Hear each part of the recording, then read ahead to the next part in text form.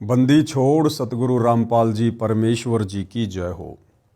परमपिता परमात्मा सारी सृष्टि के रचनहार, कुल मालिक, असंख्य ब्रह्मांडों के स्वामी, जगत गुरु, तीनों लोकों में प्रवेश करके सबका धारण पोषण करने वाले, राजाधिराज, आत्माधार, नाथों के नाथ, देवों के देव, महादेव, सर्वेश्वर, महेश्वर, मृत्युंजय, अजरो अमर, आदि अनादि, सनातनी प्रभु, जगत पिता जगदीश्वर, श्री श्री 1008 की उपाधि के वास्तविक अधिकारी, अकाल मूर्त, शब्द स्वरूपी राम, वासुदेव, सर्वगतम ब्रह्म, परम पूज्य, प्रथम पूज्य, परम संत, परम पुरुष, परम धनी, परम दयालु, सत्य कबीर, हक्का कबीर, अल्लाहु कबीर, अल्लाहु अकबर, बाखबर, अल्लाह ताला, जगत के तारणहार, जगत के मुक्तिदाता, जगत के जगन्नाथ, हारे के सहारे, हिंदुओं के राम, मुसलमानों के अल्लाह, सिखों के वाहिगुरु, ईसाइयों के मसीह, दया के सागर दयानिधि,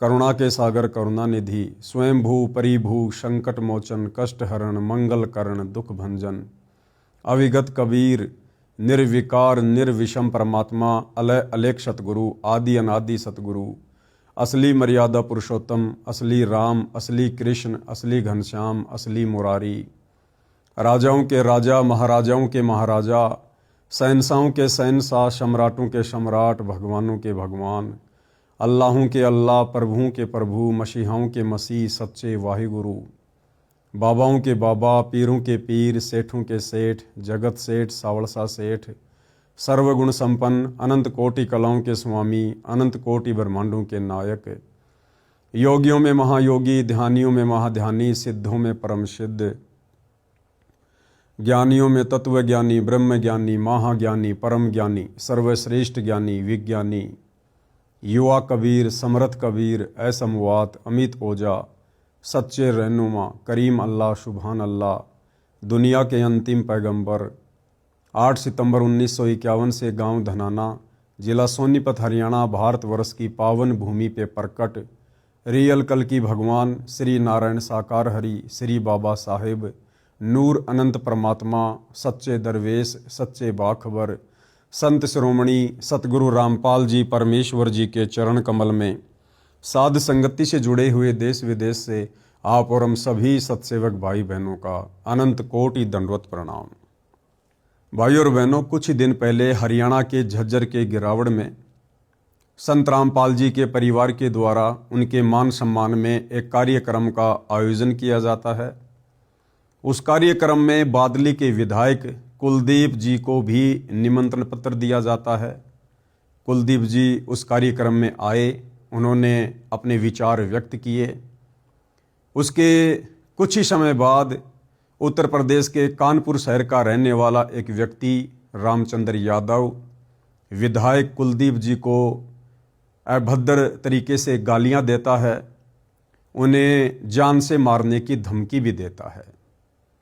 विधायक कुलदीप जी ने इस मामले को संज्ञान में लिया, उन्होंने कानूनी कार्यवाही की और रामचंद्र यादव जी को उनके घर से अरेस्ट कर लिया जाता है। उसके बाद उन्हें जेल भेज दिया जाता है। पूरा मामला क्या है और हम जितने भी सतगुरु रामपाल जी के भगत हैं, हमें इस पूरे मामले से क्या शिक्षा मिल सकती है, हम उसके ऊपर विचार करेंगे। पहले आपको छोटी सी मीडिया की न्यूज़ दिखाता हूं, क्या कुछ हुआ है, देखिएगा।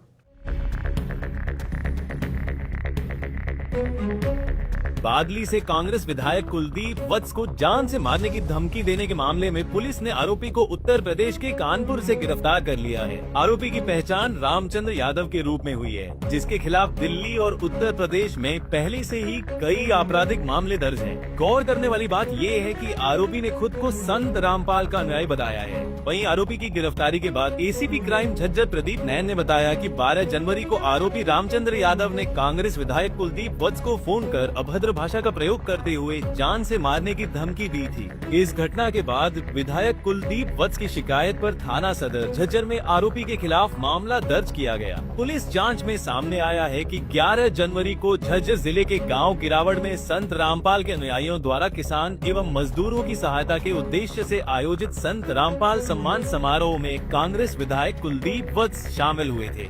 1/2026 को जो बादली एमएलए हैं कुलदीप जी, उनको एक कॉल आई थी। रामचंद्र यादव है जो कानपुर का रहने वाला है, उसने धमकी दी थी और कुछ अभद्र भाषा का प्रयोग किया था। इस पर एफआईआर दर्ज कर गए और कानपुर रामचंद्र यादव नाम का व्यक्ति को हमने कल गिरफ्तार कर लिया है और जिसको आज पेश अदालत किया जाएगा। पूछताछ में अभी ये बताया कि इसके खिलाफ में पहले भी 2 एफआईआर दर्ज है, उत्तर प्रदेश और दिल्ली में अभी भी विचाराधीन है। और ये रामपाल बाबा है जो महाराज है, उसके संगठन का कार्य करता है। तो इस बिना पर ये पहले भी ऐसी अभद्र भाषा का प्रयोग किया है इसने और इसके खिलाफ पहले भी जेल में रहे आए।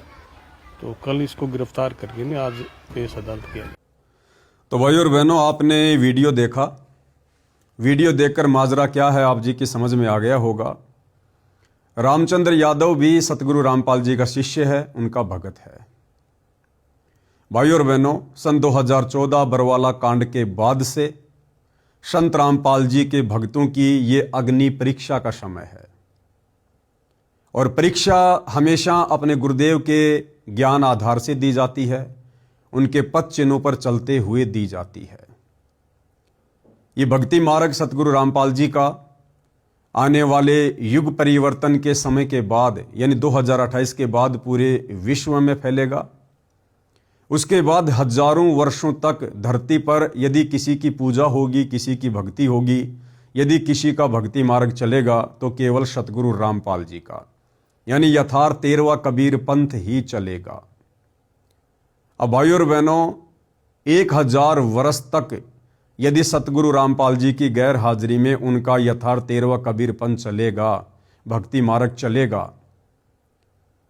तो उसके लिए कुछ आधार होगा और आधार होगा ज्ञान, संत रामपाल जी के सत्संग, उनके विचार, उनके प्रवचन।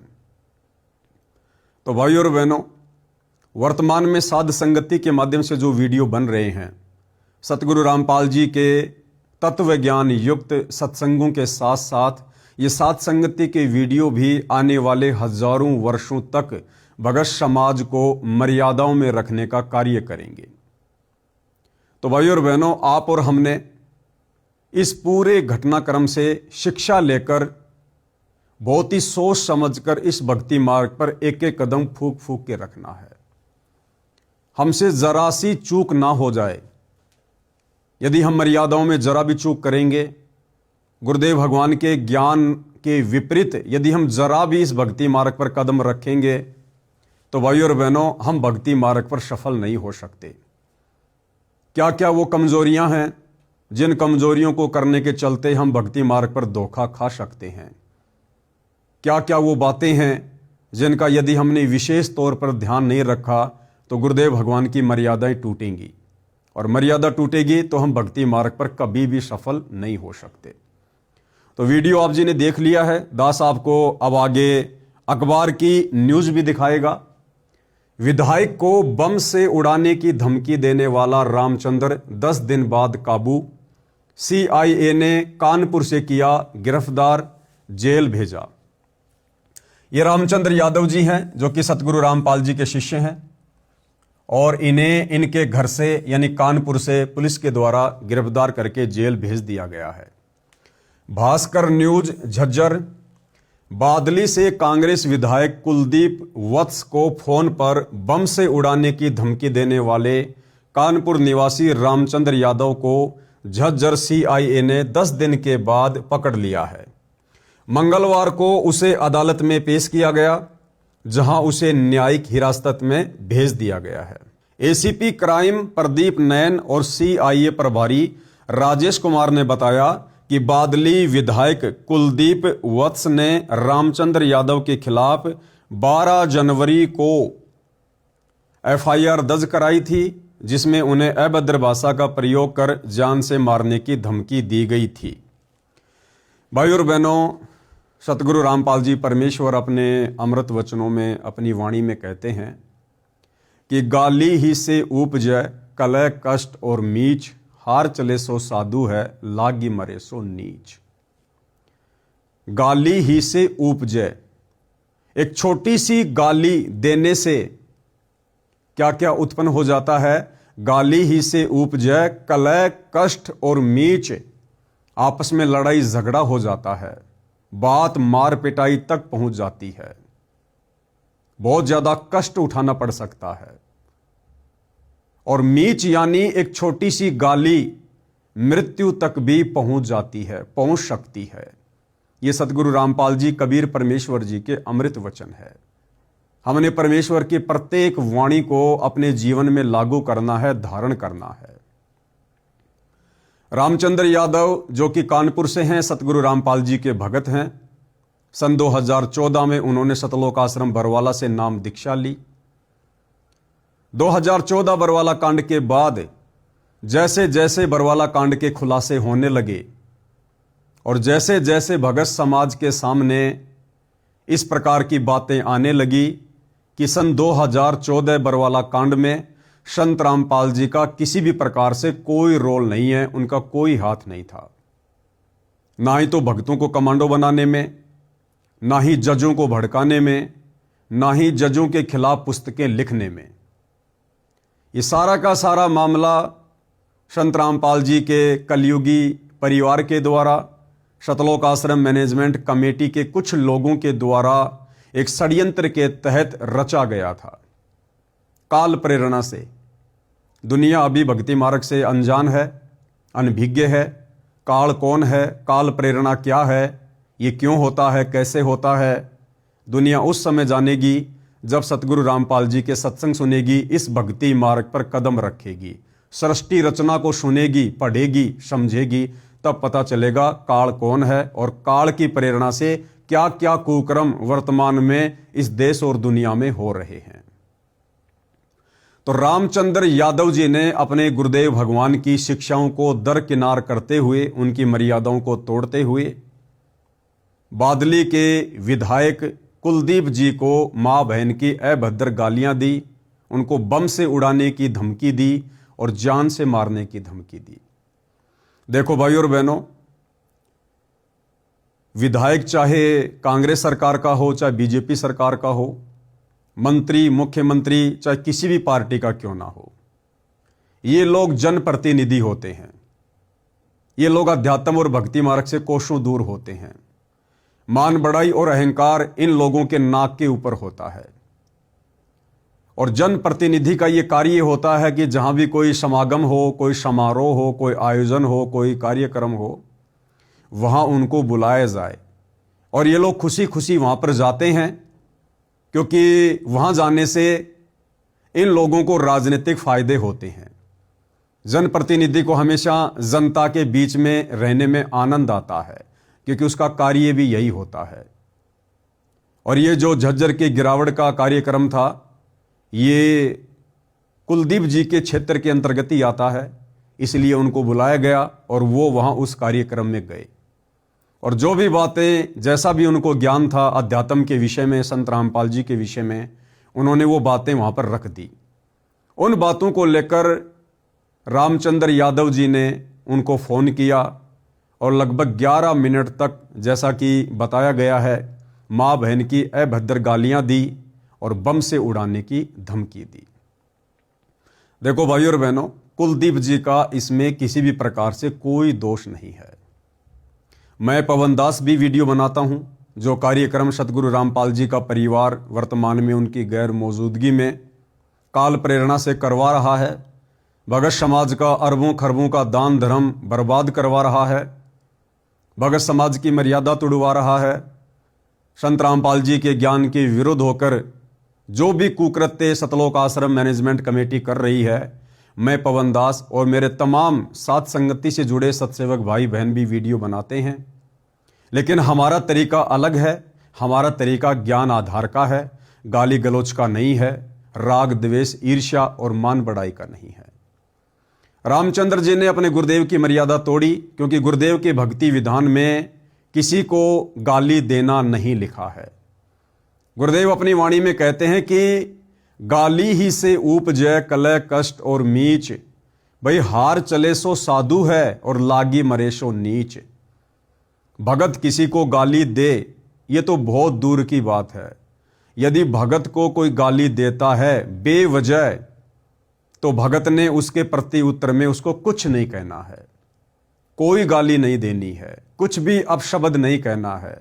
भगत ने अपनी हारी लिख देनी है कि हरिजन तो हारा भला और जीतन दे संसार, हारा तो हरि सो मिले और जीता यम की लार। गुरुदेव भगवान हमें आगे शिक्षा देते हैं कि जो तोकू काटा बोवे वाको बोतू फूल, तोहे फूल के फूल हैं वाको हैं त्रिशूल। एक भगत के क्या लक्षण हैं, एक भगत का कैसा स्वभाव होता है, एक भगत का कैसा आचार विचार व्यवहार होता है, ये संत रामपाल जी का शिष्य होने के बावजूद रामचंद्र जी ने नहीं दर्शाया। जबकि विधायक कुलदीप जी ने रामचंद्र जी को, जैसा कि सूत्र बताते हैं, विधायक जी ने रामचंद्र जी को प्रति उत्तर में ऐसी मां बहन की कोई भी गाली नहीं दी। तो भाइयों और बहनों, संत रामपाल जी का भगत होने के बावजूद रामचंद्र यादव जी ने मर्यादा तोड़ी, परमेश्वर की वाणियों को लांघा, उल्लंघना की, अपनी मर्यादा तोड़ी। और उधर एक व्यक्ति जो संत रामपाल जी का भगत भी नहीं है, जनप्रतिनिधि है, उन्होंने फिर भी एक सभ्य व्यक्ति की भूमिका निभाते हुए और उन्होंने रामचंद्र जी को समझाने का प्रयास किया। लेकिन जिस प्रकार से उनको धमकी दी गई बम से उड़ाने की, जान से मारने की, भाई और बहनों डर सबको लगता है। इससे पहले भी रामचंद्र जी हरियाणा में काफी लोगों को, काफी नेताओं को इस प्रकार की अभद्र गालियां दे चुका है। तो बम से उड़ाने की धमकी के बाद बादली के विधायक कुलदीप जी ने कानूनी कार्रवाई करवाई, जिसके तहत रामचंद्र जी को पुलिस पकड़कर लेकर आई और उनको जेल भेज दिया गया। तो कहने का मतलब भाई और बहनों, इस परीक्षा के समय में, अग्नि परीक्षा के समय में, इस रामचंद्र यादव के प्रकरण से आप और हमने शिक्षा लेनी है। ये परमात्मा, ये कबीर देव सतगुरु रामपाल जी भगवान, ये किसी का सगा नहीं है। काल और कबीर परमेश्वर जी का तपतशिला पर जो एग्रीमेंट हुआ था वो शायद हम भाई बहन भूल जाते हैं। काल ने कबीर परमेश्वर जी से कहा था कि हे परमेश्वर, आप नीचे जाओगे, आत्माओं को मेरे विषय में बताओगे, अपना तत्व ज्ञान समझाओगे और आत्माओं को सतलोक लेकर जाओगे। लेकिन परमेश्वर, मेरी एक प्रार्थना है, आप जबरदस्ती किसी के साथ ना करना। आप नीचे जाकर सत्संग सुनाना, अपना ज्ञान बताना, अपनी मर्यादा बताना कि एक भगत किन किन मर्यादाओं में रहकर कैसे अपने गुरुदेव के वचन में रहकर पूर्ण मोक्ष प्राप्त कर सकता है। और एक भगत ने यदि मर्यादा तोड़ी, गुरु के वचन को तोड़ा, तो वो यही काल के लोक में धक्के खाएगा। तो परमेश्वर ने काल के इस वचन को, इस प्रार्थना को स्वीकार किया और परमेश्वर ने कहा कि ऐसा ही होगा। जो मेरे ज्ञान में रहेगा, जो मेरे वचन में रहेगा, जो मेरी मर्यादाओं को मानेगा, मैं केवल उसी को सतलोक लेकर जाऊंगा। तो यहां पर रामचंद्र जी ने एमएलए कुलदीप जी को मां बहन की गालियां निकालकर परमेश्वर जी का अमर विधान तोड़ा है। और भाइयों और बहनों, जैसे ही रामचंद्र जी ने परमेश्वर के विधान को तोड़ा, तुरंत उनके ऊपर काल ने एक्शन लिया और उनको जेल में डलवा दिया। हालांकि यह बात अलग है कि रामचंद्र जी जेल में 10 दिन रहेंगे, 15 दिन रहेंगे, 1 महीने रहेंगे या 6 महीने रहेंगे, ये उस मुकदमे के ऊपर है और रामचंद्र जी के व्यवहार के ऊपर है। वो विधायक से माफ़ी मांगते हैं या नहीं मांगते हैं, इस मामले को सुलझाने में रामचंद्र जी की और विधायक की आपस में क्या सहमति होगी, ये बाद की बातें हैं, ये कानूनी मैटर है। आप और हम भाई बहनों ने जो शिक्षा लेनी है वो ये है कि आप और हमने शौपन में भी सतगुरु रामपाल जी परमेश्वर जी की मर्यादाओं को नहीं तोड़ना है। ये हमारी अग्नि परीक्षा का समय है। यदि हमने परमेश्वर की मर्यादाओं को तोड़ा, गुरु वचन को तोड़ा, तो इस समय भाई और बहनों ये काल अपने 1000 हाथ और 1000 मुख खोल कर खड़ा हुआ है। काल कसाई तक तक मारे, पग पग पे यो बाणा। आप और हमने ज्ञान आधार के साथ साथ बुद्धि विवेक से भी काम लेना है। भक्ति मार्ग में संत रामपाल जी के सुयोग्य भगत होने के साथ साथ हम एक अच्छे सामाजिक व्यक्ति भी हैं। हमने समाज में एक अच्छे नागरिक की तरह रहना है, व्यवहार करना है, क्योंकि समाज हमें हर प्रकार से देख रहा है, जांच रहा है। यदि सतगुरु रामपाल जी के नाम की छाप लगवाने के बाद, उनसे उपदेश लेने के बाद, यदि हमने अपने गुरुदेव भगवान की किसी भी प्रकार से बदनामी करवाई, क्योंकि आप और हमें कोई नहीं जानता, संत रामपाल जी का वो भगत जो मर्यादा में रहकर भक्ति करता है, उसकी पहचान उसके आसपास के क्षेत्र में, उसके समाज में, उसके गांव में, उसकी रिश्तेदारियों में ऑटोमेटिक हो जाती है। उसके बाद अगर संत रामपाल जी का भगत कोई भी गलती करता है, कोई भी सामाजिक या आध्यात्मिक मर्यादा तोड़ता है, तो उसके बाद बदनामी उस भगत की नहीं होती है, बदनामी सीधे सीधे संत रामपाल जी की होती है। और अपने गुरु की बदनामी का कारण बनकर, गुरु निंदा का कारण बनकर वो भगत फिर परमात्मा का दोषी बनता है, मोक्ष से भी वंचित रह जाता है। तो सबसे पहली शिक्षा आप और हमने वर्तमान में अग्नि परीक्षा के समय में अपने गुरुदेव भगवान की प्रत्येक मर्यादाओं को जान पर खेल कर निभाना है। बहुत सारी परीक्षा गुरुदेव भगवान जबरदस्ती लेगा। जानबूझ के सतगुरु रामपाल जी भगवान हम भक्तों के सामने इस अग्नि परीक्षा के समय ऐसी ऐसी परिस्थितियां पैदा करेंगे जो हमें सोचने पर मजबूर कर देंगी, हमें धर्म संकट में डाल देंगी। जिस प्रकार सेऊ, सम्मन और नेकी की परीक्षा लेने के लिए परमात्मा जी ने ऐसी परिस्थितियां प्रकट कर दी, उस दिन नेकी को और सम्मन को किसी ने 2 किलो आटा भी उधार नहीं दिया। क्या ऐसा संभव है? इतने बड़े नगर में, इतने बड़े गांव में कोई व्यक्ति 2 किलो आटा उधार भी ना दे?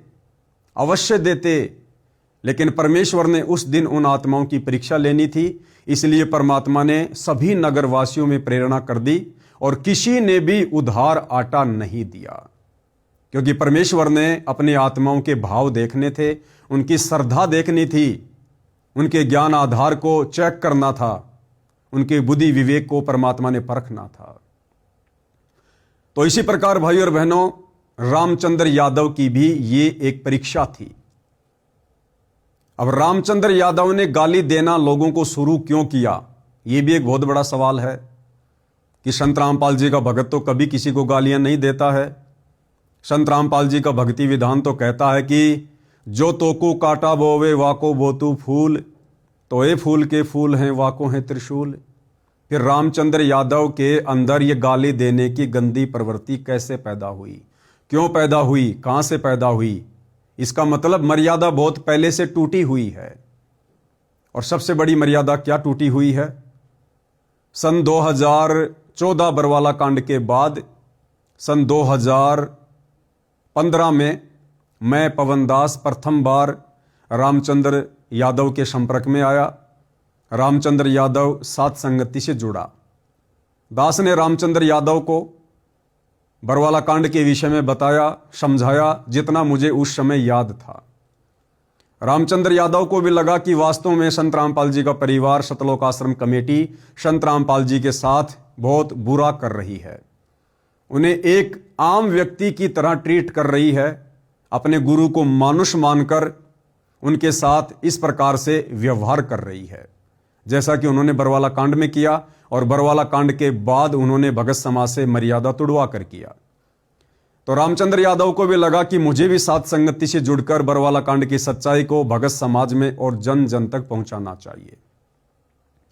तो सन 2015 में रामचंद्र यादव सात संगति से जुड़ता है और 2020 तक रामचंद्र यादव सात संगति से जुड़ा रहता है। अपनी बहुत ही अच्छी और अहम भूमिका वो सात संगति में निभाता है। लेकिन 2020 में जब मैंने मेरठ में एक छोटा सा वीडियो बनाया था कोरोना को लेकर, उसके बाद रामचंद्र यादव सात संगति से दूर हो जाता है, सात संगति से हट जाता है, अपने खुद की सोच के चलते, अपने खुद के विचारों के चलते।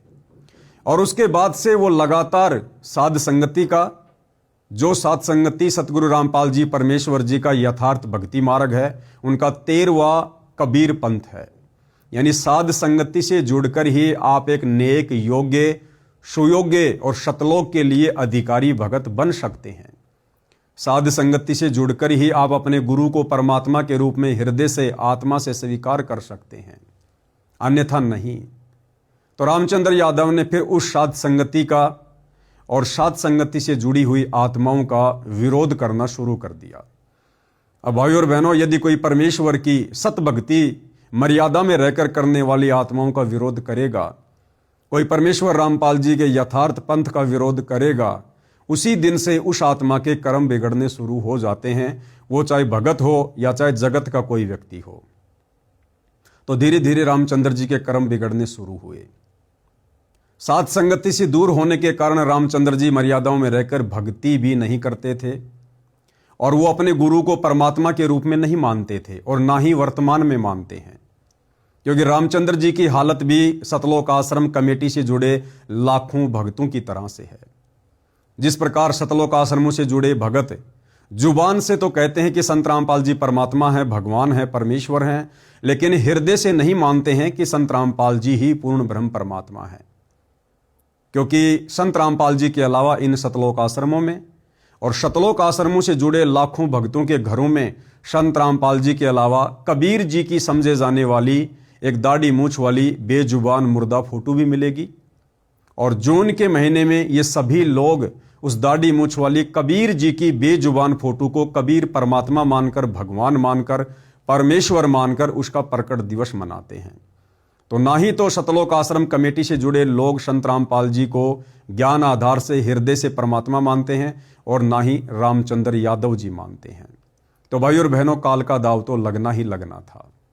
मैं ये नहीं कह रहा कि रामचंद्र यादव आजीवन जेल में रहेगा या आगे कभी जेल में नहीं जा सकता, या मैं पवन दास जो पहले जेल में जाकर आ चुका हूं, मेरे ऊपर सतलोक आश्रम वालों ने 4-4 मुकदमे लगा रखे हैं, या आगे मैं जेल में नहीं जाऊंगा या मेरे ऊपर मुकदमे नहीं लगेंगे। भाई और बहनों, जेल में जाना, अपने ऊपर मुकदमे लगवाना, इसके बहुत सारे रीजन होते हैं। यदि आप वास्तव में सत्य भक्ति मार्ग पर हैं, मर्यादाओं में हैं, संघर्ष कर रहे हैं और आपका संघर्ष करने का प्रयोजन यदि सही है, सही दिशा में है, तो चाहे आपको 50 बार जेल क्यों ना हो, परमेश्वर की इस सच्चाई को, जिस सच्चाई को परमेश्वर रामपाल जी का परिवार 2014 बरवाला कांड के बाद से दबाने में लगा हुआ है, पाखंड और अज्ञान फैला रहा है, इनके विरुद्ध संगत को जगाते हुए, सेवा करते हुए, संघर्ष करते हुए यदि हम सत्सेवक भाई बहन 100 बार भी जेल जाते हैं तो हमारा जेल में जाना सार्थक होता है। लेकिन रामचंद्र जी जिस प्रकरण में वर्तमान में जेल में गए हैं, वो किसी सेवा के चलते नहीं गए, वो किसी संघर्ष के चलते नहीं गए हैं। रामचंद्र यादव जी ने परमेश्वर रामपाल जी की मर्यादा तोड़ी है, मर्यादा तोड़ने के चलते काल का अटैक हुआ है और उनको जेल में डाला गया है। तो भाई और बहनों, सबसे पहली शिक्षा आप और हम भगत भाई बहनों ने 100पन में भी जो जो नियम और मर्यादा गुरुदेव भगवान ने हमें प्रथम नाम दीक्षा के समय दी है, शतनाम के समय दी है, या सत्संगों में हमें जिन जिन बातों के ऊपर दृढ़ता के साथ अमल करने के लिए प्रतिबद्ध किया है, हमें आदेश दिया है, निर्देश दिया है, आप और हमने दृढ़ता से उन तमाम सतगुरु के वचनों का, आदेशों का पालन करना है, क्योंकि हम वर्तमान में अग्नि परीक्षा के दौर से गुजर रहे हैं। द्वापर के अंत में जो महाभारत हुआ था, उसके बाद जो सबसे बड़ा महाभारत वर्तमान में धरती पर हो रहा है, तो संत रामपाल जी के पंथ में हो रहा है, उनके भक्ति मार्ग में हो रहा है। दुनिया को ये बातें 2028 के बाद पता लगना शुरू होंगी। संत रामपाल जी के पंथ में 2 पार्ट बन चुके हैं, यानी संत रामपाल जी की संगत 2 भागों में विभाजित हो चुकी है।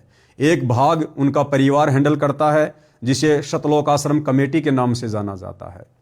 दूसरा पार्ट आप और हम सभी साध संगति से जुड़े हुए सत्सेवक भाई बहन हैं, जो अपने गुरुदेव भगवान की गैर हाजिरी में उनके सत्संगों को आधार बनाकर, अपने गुरु को ही परमात्मा कबीर जी मानकर और नेक नीति ईमानदारी से अपना काम करते हुए, संघर्ष करते हुए, मर्यादाओं में रहते हुए अपनी भक्ति को कर रहे हैं। तो कुलदीप वत्स जो कि बादली से विधायक हैं, इस प्रकरण में उनका किसी भी प्रकार से कोई दोष नहीं है।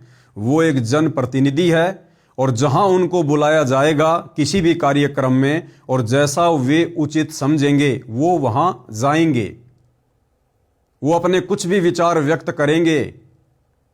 भाई और बहनों, ये कर्म प्रधान क्षेत्र है। कर्म चाहे भगत करे, चाहे विधायक करे, चाहे देश का प्रधानमंत्री करे, समय आने पर वो व्यक्ति अपने कर्म का भोग भोगता है। हम सतगुरु रामपाल जी के भगत होने के नाते यदि कोई व्यक्ति कुछ अपशब्दों का प्रयोग करता है, गलत भाषा का प्रयोग करता है, ज्ञान विरुद्ध बातें रखता है, तो हम केवल उनको समझा सकते हैं एक सभ्य भाषा में। एक संदेशा हम उस तक पहुंचा सकते हैं कि विधायक जी, आप जी ने उस कार्यक्रम में जिस प्रकार की बातें की हैं वो बातें आप जी को शोभा नहीं देती हैं, वो बातें संत रामपाल जी के पंथ और उनके मार्ग, उनके भक्ति विधान के विपरीत हैं, आपको ऐसा कहना शोभा नहीं देता है। इस प्रकार से हम किसी को बता सकते हैं, समझा सकते हैं, लेकिन माँ बहन की गालियां देना, सीधे सीधे किसी को बम से उड़ाने की धमकी देना, जान से मारने की धमकी देना, ये परमेश्वर रामपाल जी के सत भक्ति मार्ग में दूर दूर तक नहीं है। और ना ही सतगुरु रामपाल जी कभी अपने भक्तों को इस प्रकार की घटिया शिक्षा देते हैं।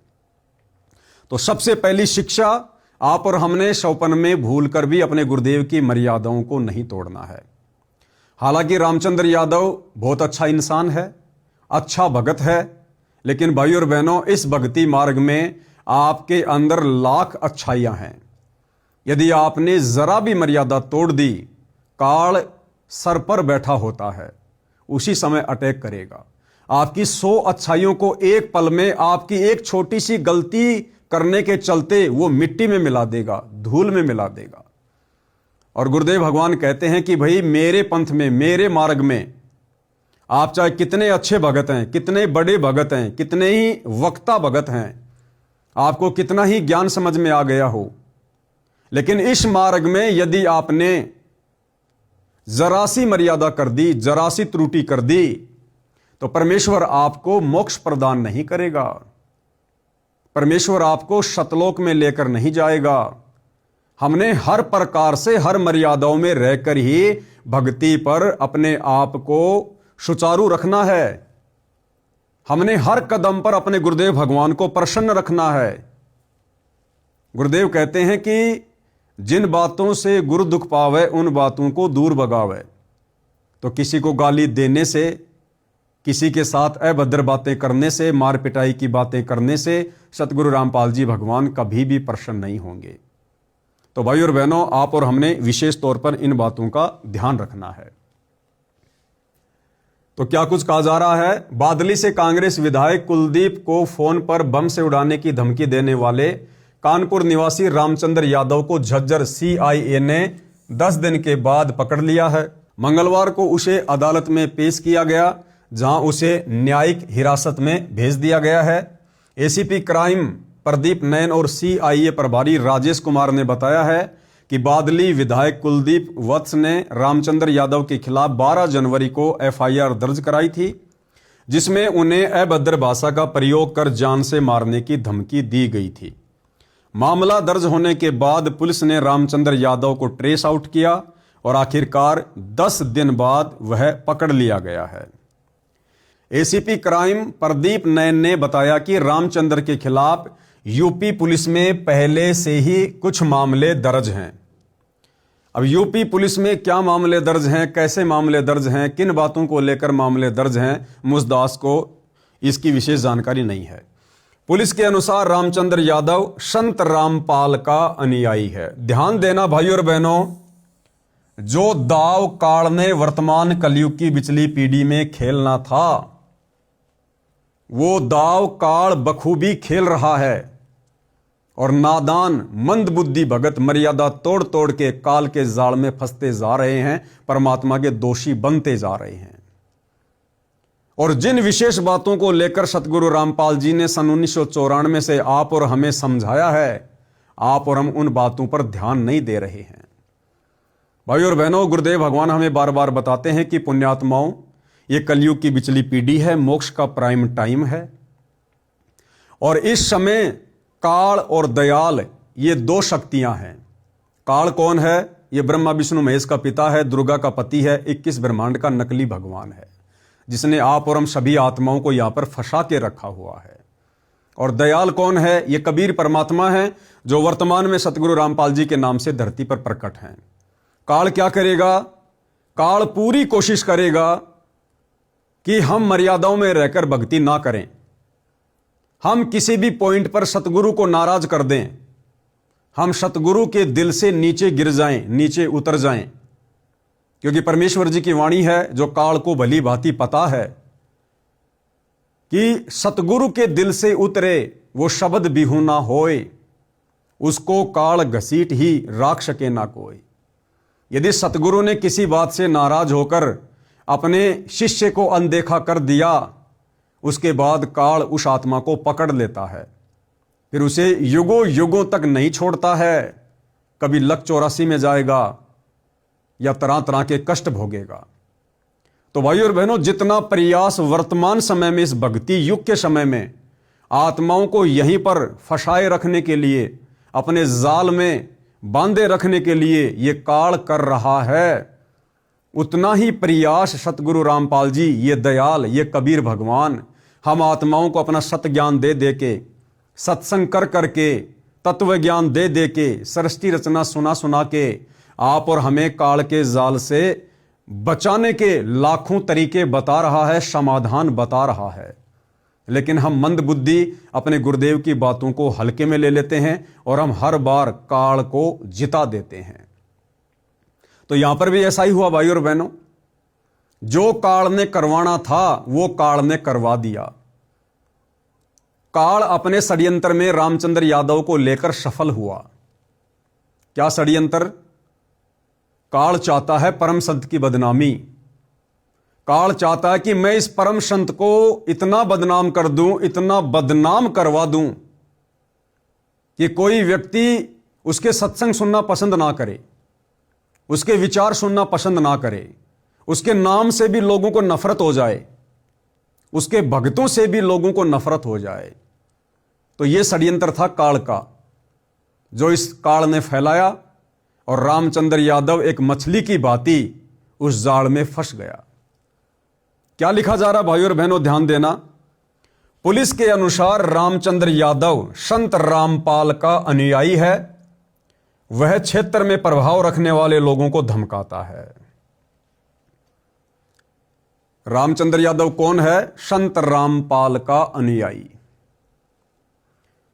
भाइयों और बहनों, रामचंद्र यादव को कोई नहीं जानता। रामचंद्र यादव का इस प्रकरण में कुछ नहीं बिगड़ेगा। बादली के विधायक उस कुलदीप का इस मैटर में कुछ नहीं बिगड़ेगा। कुलदीप विधायक को तो उल्टा फायदा हो गया। उसने रामचंद्र यादव के खिलाफ एफआईआर करवाई और हरियाणा सरकार से सिक्योरिटी मांगी, तो कुलदीप विधायक को तो सिक्योरिटी मिल गई। कुलदीप विधायक के लिए तो उल्टा अच्छा हो गया। तो ना ही तो कुलदीप विधायक का कुछ बिगड़ा इस मामले में, इस मैटर में। उसकी तो उस क्षेत्र में वाहवाही हो गई कि रामचंद्र यादव ने दर्जनों लोगों को गालियां दी। ऐसे बड़े बड़े लोग जो कुलदीप विधायक से भी राजनीति में ऊंचे ऊंचे उन पदों पे हैं, लेकिन किसी ने भी हिम्मत नहीं की। लेकिन कुलदीप जी ने हिम्मत दिखाई। उनके साहस की दाद देनी पड़ेगी। एक प्रकार से कुलदीप जी का चेहरा उस क्षेत्र में चमक गया कि विधायक कुलदीप किसी भी प्रकार से गलत चीजों को बर्दाश्त नहीं करता है। तो कुलदीप जी का कुछ नहीं बिगड़ा, रामचंद्र यादव का भी कुछ नहीं बिगड़ा, क्योंकि जिनकी मर्यादा पहले से खंडित होती है उनका पहले से बिगड़ा हुआ होता है। तो ना ही तो इस पूरे प्रकरण में बादली के विधायक कुलदीप वत्स का कुछ बिगड़ा, ना ही कानपुर के रामचंद्र यादव का कुछ बिगड़ा, और ना ही भाइयों और बहनों सतलोक आश्रम कमेटी वालों का कुछ बिगड़ा। जिस सतलोक आश्रम कमेटी ने रामचंद्र यादव को कानपुर से पकड़वाने में कुलदीप वत्स के साथ मिलकर अहम भूमिका निभाई है, इन तीनों का यहां कुछ नहीं बिगड़ा। लेकिन यहां पर पूरे हरियाणा में समाचार पत्रों के माध्यम से, मीडिया के माध्यम से जम के बदनामी किसकी हुई? जम के बदनामी किसकी हो रही है? रामचंद्र यादव कौन है? संत रामपाल का अनुयायी।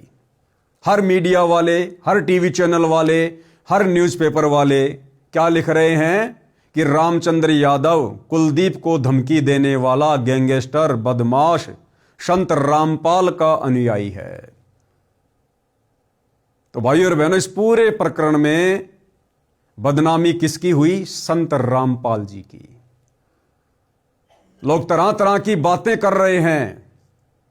जैसे लोगों ने ये न्यूज पढ़ी, तरह तरह की बातें लोगों के दिमाग में आई, आपस में चर्चा भी शुरू होती है कि देखो भाई, जैसा बाबा रामपाल वैसे ही उसके भगत है। अरे ये समाज तैयार कर रहा है बाबा रामपाल, गैंगस्टर तैयार कर रहा है, गैंगस्टर बदमाश तैयार कर रहा है बाबा रामपाल। जैसा खुद बाबा रामपाल, वैसा ही बाबा रामपाल अपने भगत तैयार कर रहा है।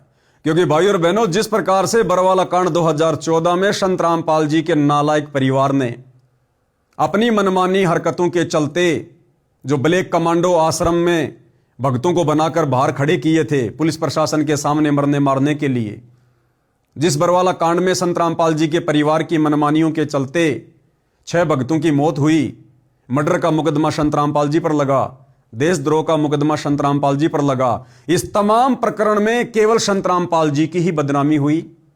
संत रामपाल जी के परिवार को कोई नहीं जानता, गली का कुत्ता भी नहीं जानता उनका भाई कौन है, उनके बेटा बेटी कौन है। बदनामी बरवाला कांड के प्रकरण में संत रामपाल जी की, क्योंकि आश्रम किसका? संत रामपाल जी का। भगत किसके? संत रामपाल जी के। बरवाला कांड कहां हुआ? संत रामपाल जी के बरवाला स्थित सतलोक आश्रम में। तो जम के बदनामी किसकी? संत रामपाल जी की। हरियाणा के लोगों के मन में क्या धारणा बैठ गई कि जो भी कुछ किया बाबा रामपाल ने किया। बाबा रामपाल को लोग गुंडा कहने लगे, भुंडा कहने लगे, तरह तरह की बातें करने लगे, निंदा चुगली करने लगे। लेकिन लोगों को अंदर खाते की बात का नहीं पता कि इस पूरे बरवाला कांड के प्रकरण में संत रामपाल जी की सुई के नोक जितनी भूमिका भी नहीं है। ना उनका ऐसा कोई स्टेटमेंट है, ना ऐसा उन्होंने कोई भड़काऊ भाषण दिया, ना अपना कोई वक्तव्य दिया। यहां तक कि बरवाला कांड के बाद संत रामपाल जी ने मीडिया को साफ साफ शब्दों में कहा, जब मीडिया वालों ने संत रामपाल जी से सवाल किया कि आश्रम के बाहर आपके इतने गुंडे खड़े हुए थे, आप अपने आप को संत कहते हैं, तो संत रामपाल जी ने साफ साफ शब्दों में कहा कि वो मेरे नहीं थे, कि भैया जिन भक्तों को काले काले कपड़े पहनाकर हाथों में डंडे पत्थर बंदूकें देखकर जो बाहर कमांडो बनाकर खड़ा किया हुआ था, वो मेरे नहीं थे, राष्ट्रीय समाज सेवा समिति के थे। ये राष्ट्रीय समाज सेवा समिति क्या है? संत रामपाल जी के भाई ने, संत रामपाल जी के परिवार ने काल प्रेरणा से, क्योंकि जो व्यक्ति मर्यादा तोड़ देता है, गुरु के वचन को तोड़ देता है, गुरु को मानुष मानता है, फिर काल उसकी गर्दन मरोड़ता है, उसके सिर पर बैठता है, अपने हिसाब से उसको चलाता है। तो संत रामपाल जी का परिवार, उनका भाई, सतलोक आश्रम कमेटी कभी भी संत रामपाल जी को परमात्मा की दृष्टि से नहीं देखा करते थे। उन लोगों ने बरवाला कांड से पहले ही मनमानियां करनी शुरू कर दी थी, अपनी भक्ति विरुद्ध हरकतें तेज करना शुरू कर दी थी।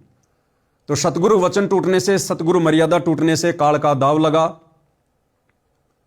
और काल प्रेरणा से संत रामपाल जी के परिवार ने बरवाला कांड जैसी घटना को जन्म दिया। और संत रामपाल जी ने इसी विषय पर कहा कि यह राष्ट्रीय समाज सेवा समिति मेरी नहीं है।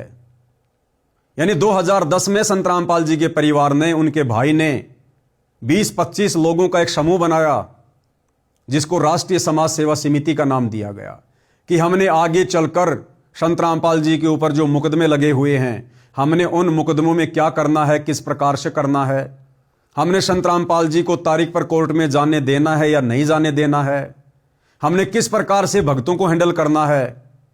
तो ये टोटल जो भक्ति विरुद्ध कार्य थे, ये मनमानियां थी, ये काल प्रेरणा से संत रामपाल जी का परिवार करता आ रहा था। और संत रामपाल जी ने तो बरवाला कांड के बाद, अभी आप जो वीडियो देखने जा रहे हैं, मीडिया को साफ साफ कहा है कि ये जो भी कुछ किया, ये राष्ट्रीय समाज सेवा समिति ने किया, राष्ट्रीय समाज सेवा समिति को हो चाहे सतलोक आश्रम मैनेजमेंट कमेटी को हो, बात एक ही है। तो संत रामपाल जी ने तो बिल्कुल साफ साफ कह दिया था कि मैंने कोई कमांडो नहीं बनाया, मैंने कोई समिति नहीं बनाई। जो भी किया, जो भी लोग वहां पर कमांडो बने हुए थे, राष्ट्रीय समाज सेवा समिति के थे। मीडिया वालों ने कहा कि बाबा समिति भी तो आप ही की है। संत रामपाल जी ने बिल्कुल खारिज कर दिया कि नहीं, समिति मेरी नहीं है। एक बार छोटा सा उनका इंटरव्यू देख लीजिए। आपके ऊपर इतने इल्जाम है सर, आपके ऊपर इतने इल्जाम झूठे कैसे हैं आपके ऊपर? आपके गुंडे इतने खड़े थे वहाँ पे, हजारों आदमी हरियाणा पुलिस से। मेरे नीचे राष्ट्रीय समाज सेवा समिति नहीं तो आपकी समिति है। अरे आपकी समिति है बाबा।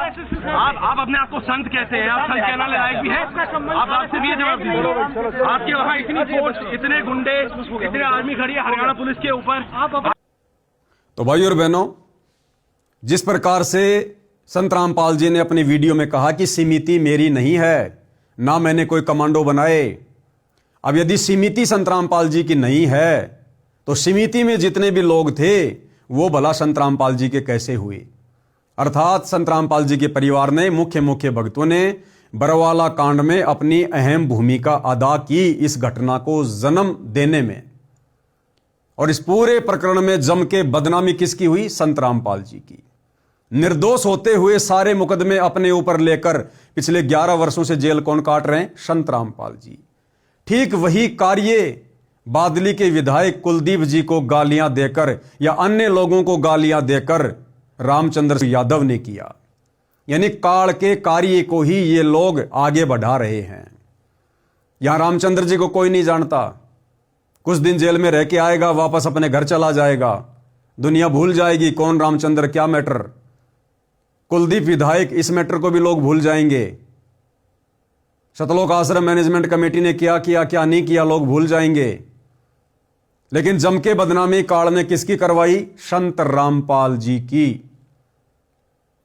गालियां किसको दिलवाई? संत रामपाल जी को। तो भाई और बहनों, काल जो चाहता था वो कार्य रामचंद्र जी के माध्यम से उसने किया, वर्तमान में सतलोक आश्रम कमेटी के माध्यम से कर रहा है। तो जिस प्रकार से ये सतलोक आश्रम मैनेजमेंट हरियाणा, संत रामपाल जी का परिवार और रामचंद्र जैसे भगत जो मर्यादा तोड़कर कुछ भी अनाप शनाप बोलते हैं, जो काल को मौका दे रहे हैं, आप और हम साथ संगति से जुड़े सत्सेवक भाई बहनों ने इस अग्नि परीक्षा के समय में एक एक कदम फूंक फूंक के रखना है। हमारे किसी भी वक्तव्य से, हमारे किसी भी शब्द से, हमारी किसी भी कार्य प्रणाली से यदि हमारे पूज्य गुरुदेव सतगुरु रामपाल जी, परमेश्वर जी के नाम के ऊपर बदनामी का छींटा लगता है तो आप और हम परमेश्वर के महादोषी बनते हैं। फिर हम उम्मीद ना करें कि इस कलयुग की बिचली पीढ़ी में हमारा मोक्ष हो जाएगा। तो ये बात भाई और बहनों, आप और हमने विशेष तौर पर ध्यान रखनी है। ऐसी गलतियां आप और हमने इन घटनाओं से सबक लेकर, शिक्षा लेकर निकट भविष्य में दोहराने से बचना है। साथ संगति का मतलब यही है कि हर पॉइंट पर हम सजग रहें, सावधान रहें। ये काल कहां कहां और कैसे कैसे, किन किन घटनाओं के माध्यम से भगत की मर्यादा तुड़वाएगा, सतगुरु के दिल से भगत को नीचे गिराएगा, क्या क्या जाल फैलाएगा, क्या क्या सूक्ष्म चाल चलेगा। ये सात संगतियां परमात्मा ने इसीलिए शुरू करवाई है कि हम एक एक पॉइंट पर बहुत गहनता से विचार करें कि दुनिया हमें नहीं जानती, बदनामी हमारे गुरु की होगी। पुलिस के अनुसार रामचंद्र यादव संत रामपाल का अनुयायी है। वह क्षेत्र में प्रभाव रखने वाले लोगों को धमकाता है। आगे क्या लिखा है? बादली विधायक ने भी इस बात को माना था कि संत रामपाल की कमेटी ने उनके बादली हलके में 4 से 5 करोड़ रुपए की राहत क्षेत्र के लोगों को दी थी। तब वे गिरावड़ गांव में 11 जनवरी के हुए संत रामपाल के कार्यक्रम में गए थे। इसी बात से खुन्नस खाकर रामचंद्र ने उन्हें धमकी दी थी। साथ ही प्रदेश के अन्य विधायकों, पूर्व मंत्रियों को, पूर्व विधायक को भी उसने धमकाया था, लेकिन किसी ने भी उसके खिलाफ कोई कदम नहीं उठाया। ये रामचंद्र जी हैं। आगे क्या लिखा है? रामचंद्र पुलिस की गिरफ्त में। रामचंद्र यादव ई रिक्शा चलाकर पाल रहा है परिवार। बादली विधायक को अभद्र भाषा का प्रयोग कर धमकाने वाला रामचंद्र यादव सामान्य परिवार से है, मूल रूप से कानपुर का रहने वाला है। मौजूदा समय में यह कानपुर में ही ई रिक्शा चलाकर अपना परिवार पालता है। इसके 2 बच्चे हैं जो दिल्ली में पढ़ते हैं। भाई और बहनों, शिक्षा लेनी है हमने। शिक्षा, दुनिया का मार्ग और भक्ति मार्ग, इस मार्ग में रात और दिन का अंतर होता है। दुनिया को अपने भविष्य का ज्ञान नहीं है, दुनिया को अध्यात्म का ज्ञान नहीं है, दुनिया को मोक्ष का ज्ञान नहीं है। दुनिया केवल दुनियादारी को ही जानती है, पहचानती है, समझती है कि यदि हमारे पास में पैसा होगा, 4 लोग हमें जानते होंगे, तो समाज में हमारी इज्जत होगी, अच्छे से रहेंगे, खाएंगे, पिएंगे। जिसके पास अच्छा पैसा है, बढ़िया प्रॉपर्टी है, बस वो इंसान समझो उसने अपने जीवन को सफल कर लिया। लेकिन भाई और बहनों, अध्यात्म के अनुसार जिस व्यक्ति के पास में शास्त्र अनुकूल सत भक्ति नहीं है, जिस व्यक्ति ने तत्वदर्शी संत को अपना गुरु धारण नहीं किया है, वो व्यक्ति चाहे देश का प्रधानमंत्री क्यों ना है, वो अपने जीवन को नरक बना रहा है, अपने भविष्य को नरक बना रहा है। सतगुरु से उपदेश ना लेकर, सत भक्ति शुरू ना करके, आज भले कोई देश का प्रधानमंत्री है, बहुत बड़ा विधायक है, मंत्री है, अगले जन्म में वो लक 84 योनि में जाएगा, गधे, कुत्ते, सुअर के शरीर भोगेगा, तरह तरह के कष्ट, यातनाएं, पीड़ाओं का सामना करेगा, नरक में जाएगा। फिर कभी मनुष्य जन्म मिला, फिर ना जाने वो मंत्री रहे ना रहे, कैसा जीवन मिले। आज आप देख रहे हैं रोडों पर किस प्रकार से मनुष्य जन्म प्राप्त करके भी लोग सारा दिन दिए बाबा, 2 पैसे के लिए सारा दिन दुनिया का मुंह देखते रहते हैं। तो भाई और बहनों, भक्ति मार्ग और जगत का मार्ग, इसमें रात और दिन का अंतर है। तो यहां पर क्या लिखा गया है कि रामचंद्र यादव की 2 संतान हैं, एक लड़का है, एक लड़की है, क्योंकि दास तो पर्सनली जानता है, एक लड़का, एक लड़की। भाई और बहनों, रामचंद्र यादव का काम पहले बहुत अच्छा चलता था। 1-2 गाड़ियां थी उसके पास में, स्कूल में लगा रखी थी, बच्चों को लाता था, छोड़ता था।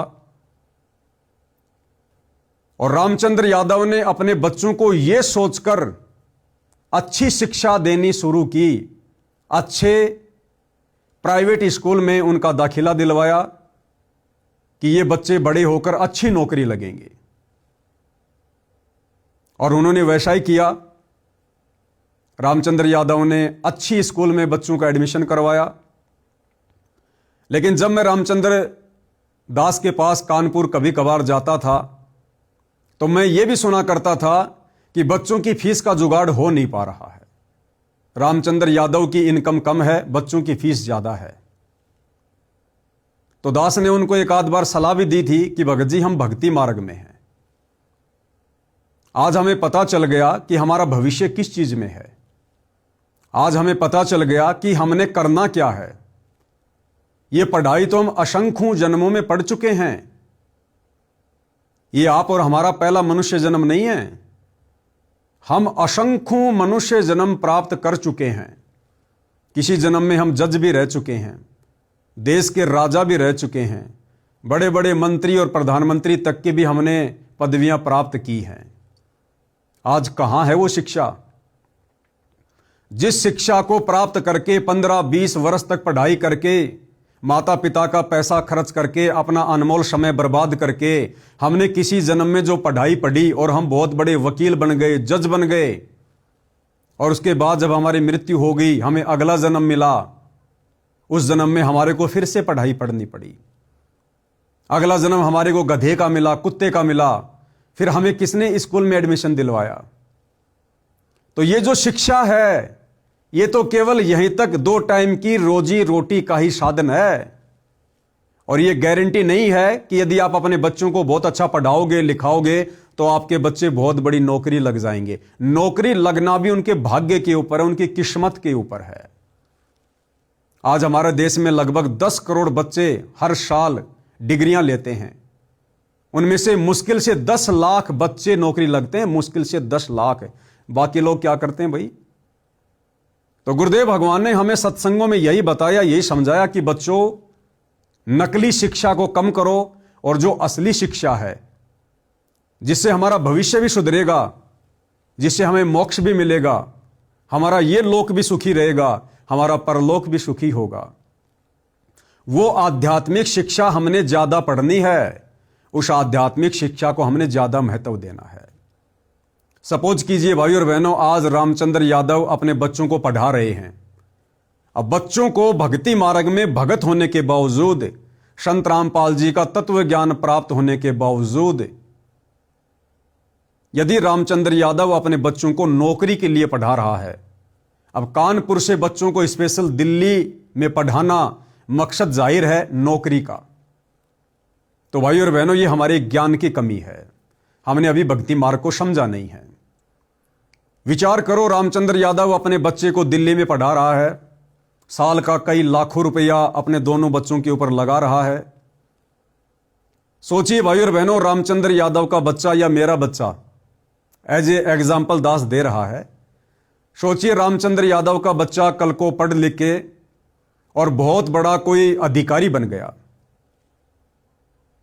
अधिकारी बनने के 2 महीने बाद किसी बस दुर्घटना में या अन्य किसी कारण से, किसी बीमारी से, हार्ट अटैक से यदि रामचंद्र यादव के बच्चे की मृत्यु हो जाती है, तो विचार करो भाई और बहनों, क्या फायदा दिया उस शिक्षा ने, क्या फायदा दिया उस पढ़ाई लिखाई ने, क्या फायदा दिया उस नौकरी ने आपको, जिसके भविष्य के विषय में पता नहीं। क्या वो नौकरी, क्या वो पढ़ाई आपके बच्चे के जीवन को बचा सकती थी? क्या बच्चे के जीवन को बचाया? नहीं। क्या उस नौकरी ने, उस शिक्षा ने आपके बच्चे के भाग्य में कोई परिवर्तन किया? नहीं।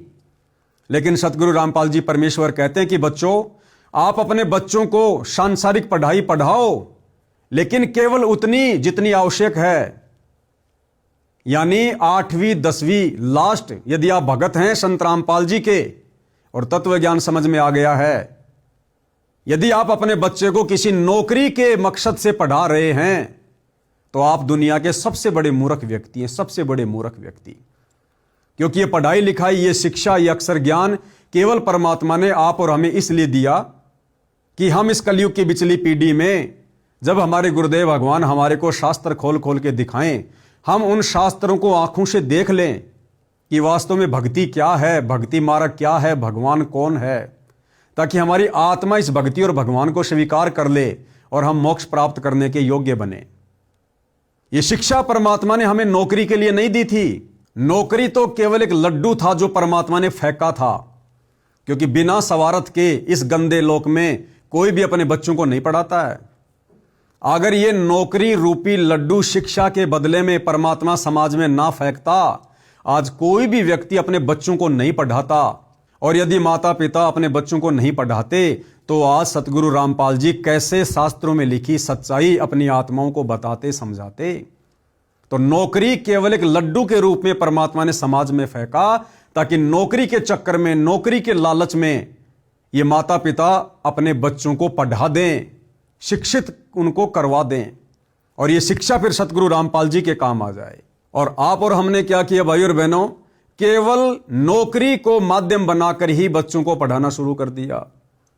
और दुनिया भर के सब्जेक्ट जो हमारे किसी मतलब के नहीं, बीरबल, अकबर, बाबर, हुमायूं, पानीपत की लड़ाई, फलानी लड़ाई, हमारे किसी मतलब की नहीं। आज वो टॉपिक हमारे किसी काम नहीं आ रहे हो। तो कहने का मतलब भाई और बहनों, यदि हम भगत हैं संत रामपाल जी के, तत्व ज्ञान समझ में आ रहा है, तो हमने अपने बच्चों को 8वीं 10वीं से ज्यादा नहीं पढ़ाना है। बच्चों को अक्षर ज्ञान हो जाए, थोड़ा बहुत व्यावहारिक ज्ञान हो जाए, बहुत है। अपनी तीनों समय की आरती बच्चा भक्ति बोध हाथ में लेके पढ़ना सीख जाए, समझ जाए। इससे ज्यादा हमने बच्चों को इंजीनियर नहीं बनाना, डॉक्टर नहीं बनाना। हमारा मूल टारगेट क्या है, मूल मकसद क्या है? सतगुरु के ज्ञान को अच्छे से समझकर, मर्यादाओं में रहकर भक्ति करके इस गंदे लोक से बाहर निकलना। हमारा मकसद डॉक्टर बनना, इंजीनियर बनना नहीं है, बड़ी बड़ी कोठी बनाकर अपनी प्रभुता दिखाना नहीं है। गुरुदेव भगवान ने बताया कि ये काम वो करेंगे जो भक्ति नहीं करेंगे। जिसने डॉक्टर बनना है, इंजीनियर बनना है, अधिकारी बनना है, देश चलाना है, ये वो लोग करेंगे जो लोग भक्ति नहीं करेंगे। यदि हमारी बात समझ में आ गई है तो हमने अपनी भक्ति सफल करके इस गंदे लोक से बाहर निकलना है। तो सतगुरु रामपाल जी भगवान ने हमें बताया कि बच्चों को केवल सामान्य शिक्षा दो। नौकरी के मकसद से भगत ने बच्चे को पढ़ाना ही नहीं चाहिए। जगत की सोच और भगत की सोच, इसमें 36 का आंकड़ा होता है, 36 का आंकड़ा। यदि कोई आम जगत का सामान्य व्यक्ति जो संत रामपाल जी के भक्ति विधान से, सत्संगों से अपरिचित है, यदि ये वीडियो देख रहा होगा तो वो यही सोचेगा कि पवनदास तो बड़ा मूर्ख किस्म का प्राणी है, शिक्षा के विरोध में है, नौकरी के विरोध में है। भैया हम शिक्षा के विरोध में नहीं है। संत रामपाल जी का भक्ति मार्ग और आप जैसे जगत वाले भाई बहनों की सोच, इसमें 36 का आंकड़ा है, 36 का आंकड़ा। जब तक आप संत रामपाल जी के सत्संग नहीं सुनोगे, भक्ति मार्ग से परिचित नहीं होगे, आप नहीं समझ पाओगे ये क्या खेल है, ये क्या मैटर है। हमने तो इस गंदे लोक से बाहर निकलना है। हम ठोकर मारते हैं प्रधानमंत्री की पोस्ट को, हम ठोकर मारते हैं डॉक्टर इंजीनियर की पोस्ट को। हम असंख्य मनुष्य जन्म प्राप्त करके डॉक्टर भी रह चुके हैं, इंजीनियर भी रह चुके हैं, प्रधानमंत्री भी रह चुके हैं, लेकिन हमारी गति नहीं हुई, हमारी दुर्गति हुई। क्योंकि परमात्मा की वाणी है, एक हरि की भक्ति बिन राजा गधा होए, माटी लदे कुमार की घास न डाले कोई। इस पृथ्वी का राजा तो छोड़िए, देवताओं का राजा इंद्र भी मरने के बाद में सीधा गधी की योनि में जाता, गधी की योनि में। तो क्या काम आई वो इंद्र की पदवी, वो राजा की पदवी, वो बड़ी बड़ी डिग्रियां हमारे।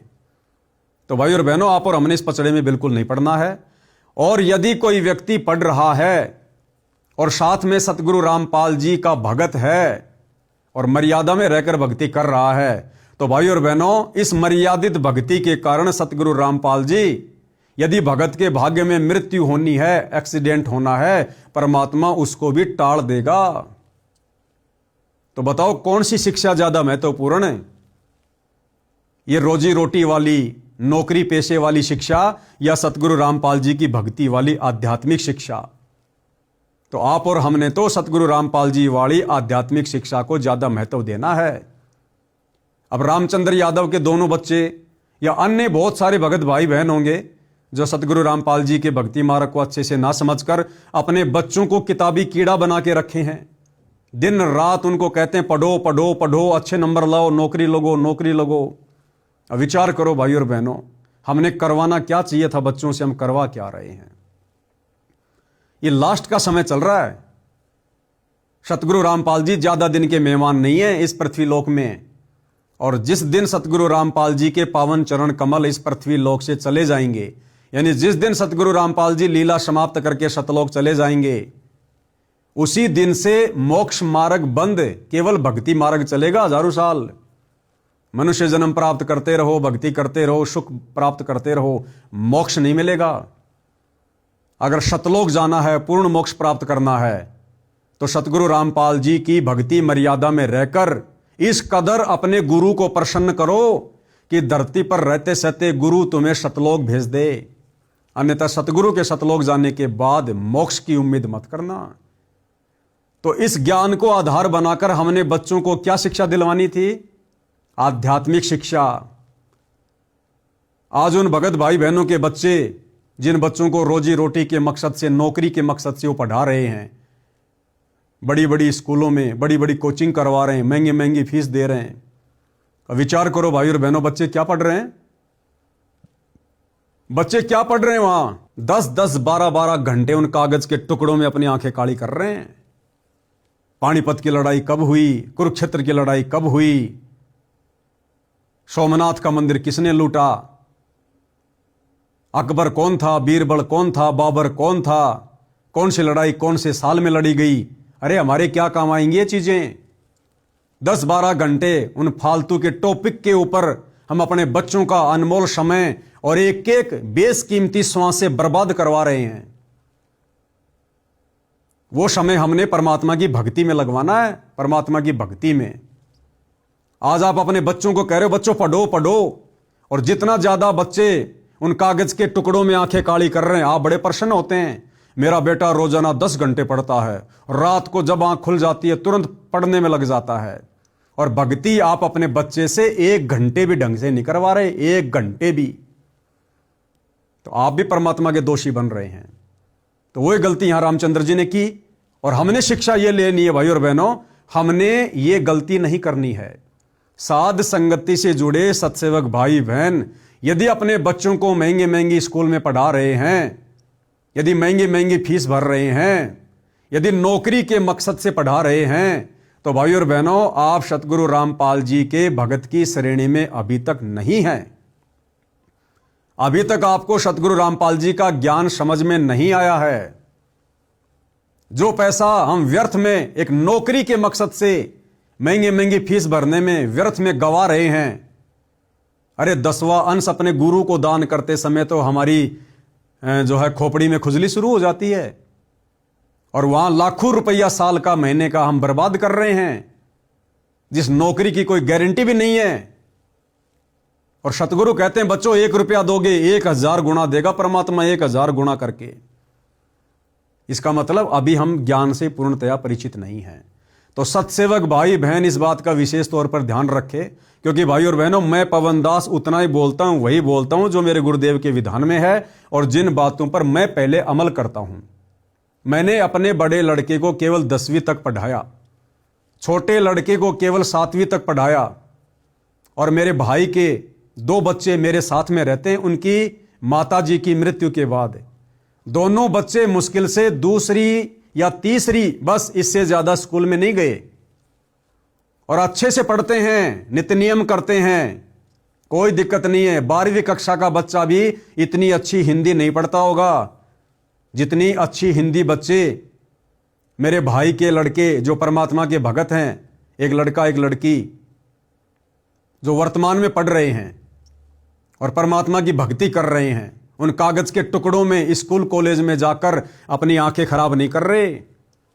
अरे क्या बताया गुरुदेव ने हमें, कहता हूं कहीं जात हूं कहूं बजाकर ढोल। ये ढोल बजाने वाली बात क्यों कही परमात्मा ने वाणी में, कि मूर्ख किस्म के प्राणी मेरे सत्संगों को सीरियस नहीं लेते, हल्के में ले रहे हैं। इसलिए परमात्मा कहते हैं कहता हूं कहीं जात हूं कहूं बजाकर ढोल, कि मैं चिल्ला चिल्ला के कह रहा हूं, नादानो चीख चीख के कह रहा हूं। श्वास जो खाली जात है वो 3 लोक का मोल, एक मनुष्य श्वास और 3 लोक से कीमती, पृथ्वी लोक, पाताल लोक, स्वर्ग लोक, इन तीनों लोकों की संपत्ति से ज्यादा कीमती एक मनुष्य की श्वास है।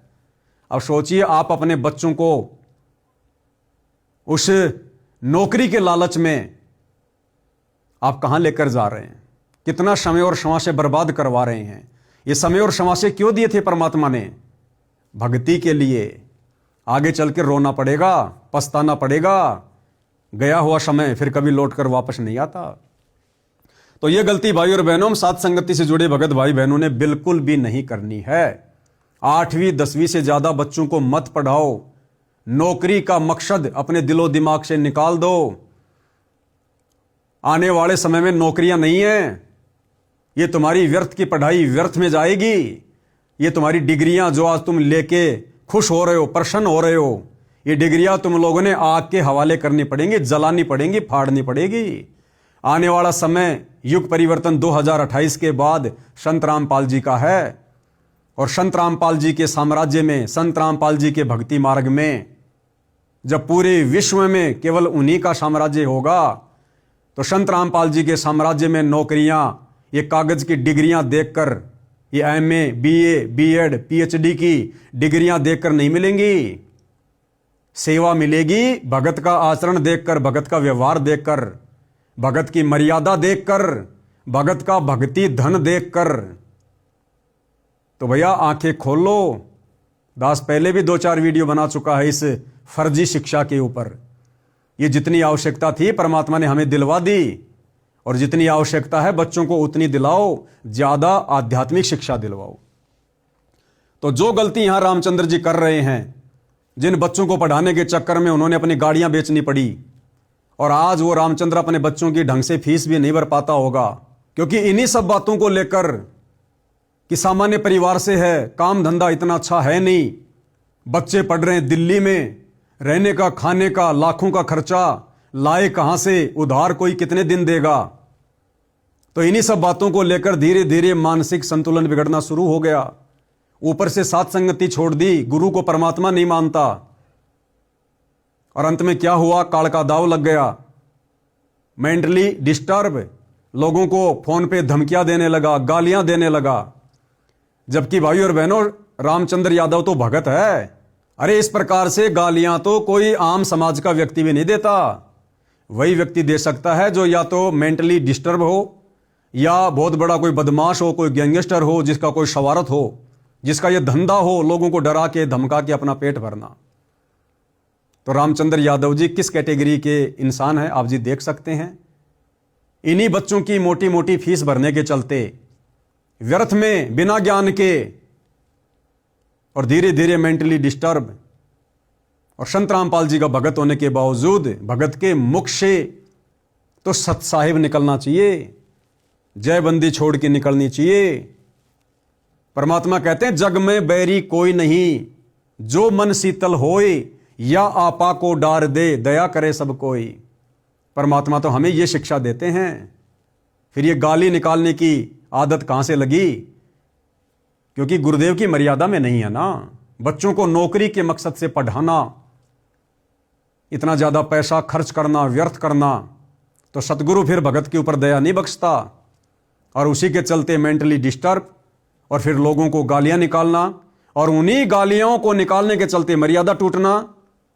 और आज देख लीजिए कहां बैठे हैं, वो जेल में बैठे हुए हैं, और आने वाले इतिहास में भगत समाज के सामने मुंह दिखाने के लायक नहीं। आने वाले समय में पता चलेगा कि रामचंद्र यादव जेल क्यों गया था, सतगुरु की सेवा में गया था या किसी और कारण से गया था। तो पता चलेगा कि मां बहन की गालियां निकालता था। क्या इज्जत रहेगी? क्या उसके बच्चों की इज्जत रहेगी? और रामचंद्र यादव के बच्चे बड़े बड़े हैं, लगभग 18-20 वर्ष के, एक लड़का एक लड़की। अब आप खुद ही विचार करो, एक तरफ तो रामचंद्र यादव अपने बच्चों को उच्च शिक्षा दे रहा है, लेकिन संस्कार, अरे संस्कार के बिना शिक्षा क्या काम की। और सरेआम रामचंद्र यादव सोशल मीडिया पर, अपने फेसबुक आईडी पर ऑडियो डाल रहा है मां बहन की गालियों वाली। क्या उसकी लड़की मोबाइल नहीं रखती होगी? क्या उसका लड़का मोबाइल नहीं रखता होगा? क्या उसकी लड़की वो गालियां नहीं सुनेगी? क्या उसका लड़का नहीं सुनता होगा?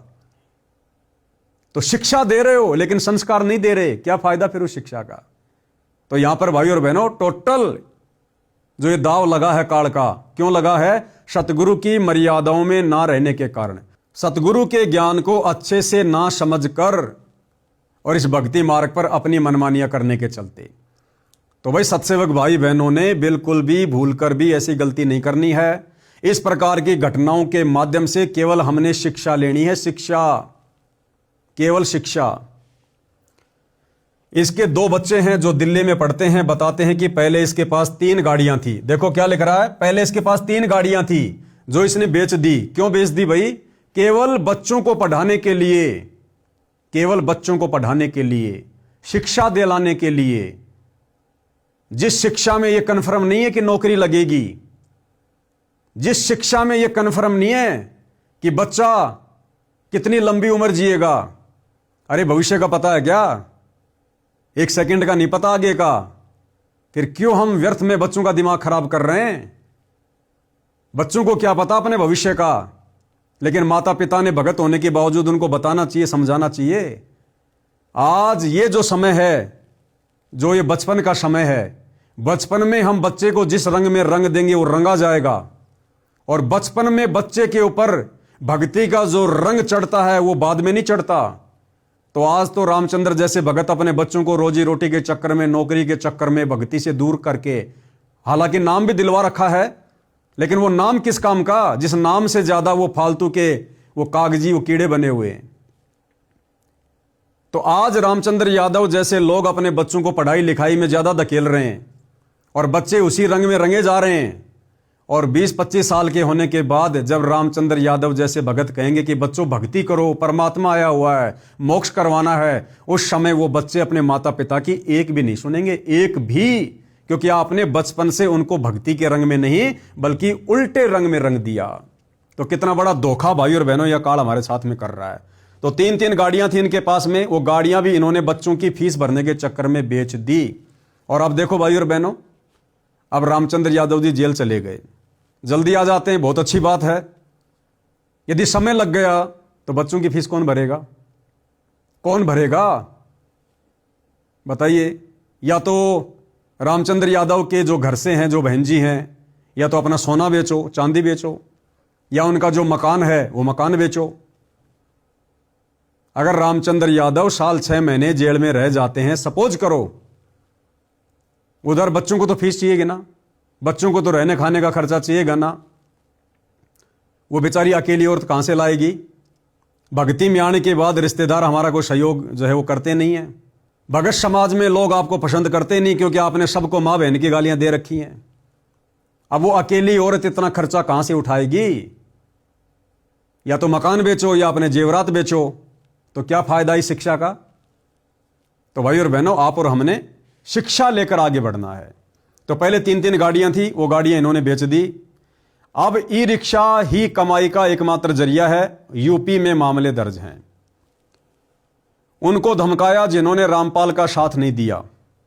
मीडिया क्या कह रही है कि रामचंद्र यादव ने उन लोगों को जो प्रशासन में हैं, राजनीति में हैं, उन लोगों को धमकाया जिन लोगों ने करोथा कांड के समय और बरवाला कांड के समय जिनकी सरकार थी, जिन्होंने संत रामपाल जी का साथ नहीं दिया।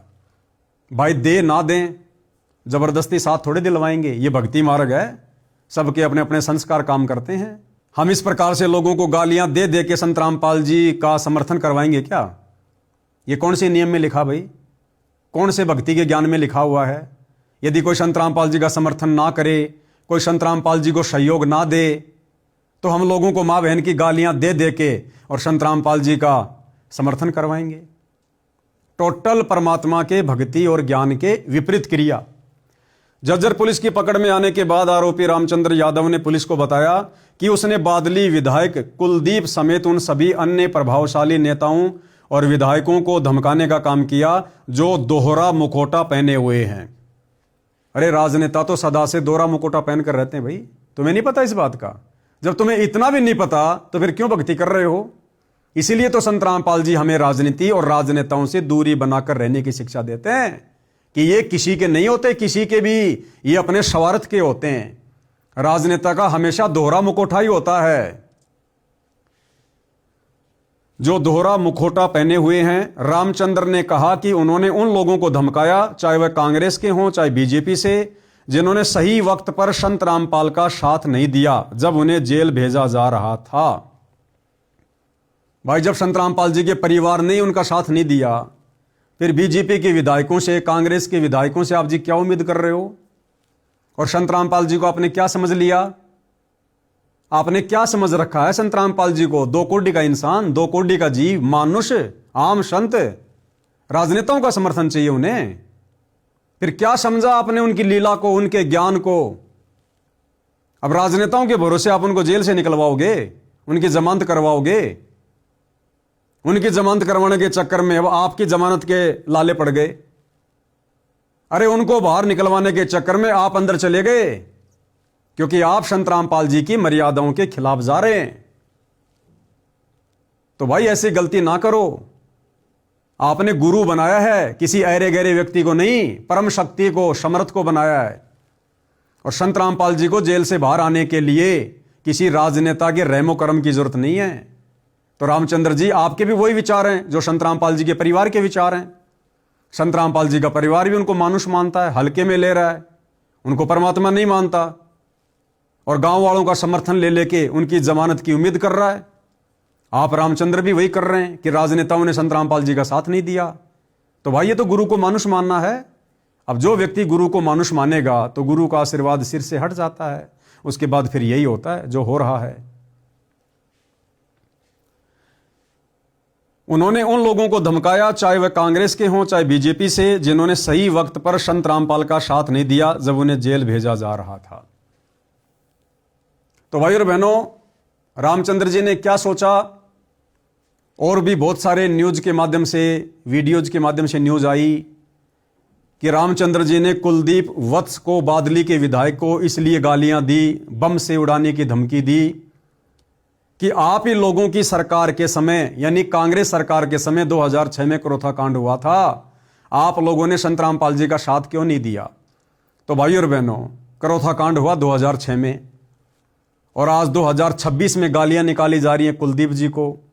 कितना लंबा समय हो गया भाई और बहनों। अब 2006 के करोथा कांड से बादली के विधायक कुलदीप जी का क्या लेना देना? अरे करोथा कांड से कुलदीप जी का क्या लेना देना? कुलदीप जी का क्या दोष? उस समय ये विधायक थे क्या? मंत्री थे क्या? गुरुदेव ने करोथा कांड का मुख्य दोषी उस समय की कांग्रेस सरकार का मुख्यमंत्री जो भूपेंद्र सिंह हुड्डा था उसको बताया है। और उस समय हुड्डा जी की सरकार में जो विधायक थे, जिस समय करोथा कांड हुआ, उन लोगों ने निर्णय करके सही और गलत का साथ देना था कि क्या सही और क्या गलत है। तो उस समय हुड्डा सरकार में जो विधायक थे कांग्रेस में, भाई वो लोग दोषी हैं जिनके कार्यकाल में, जिनके शासनकाल में एक निर्दोष संत को 22 महीने रोहतक की जेल में रहना पड़ा। तो यदि कोई दोषी है तो उस समय के जो विधायक थे, जो एमएलए थे, जो मंत्री थे, वो लोग दोषी हैं। और संत रामपाल जी ने भी उन्हीं लोगों को दोषी बताया। रामचंद्र जी, आप सत्संग नहीं सुनते क्या?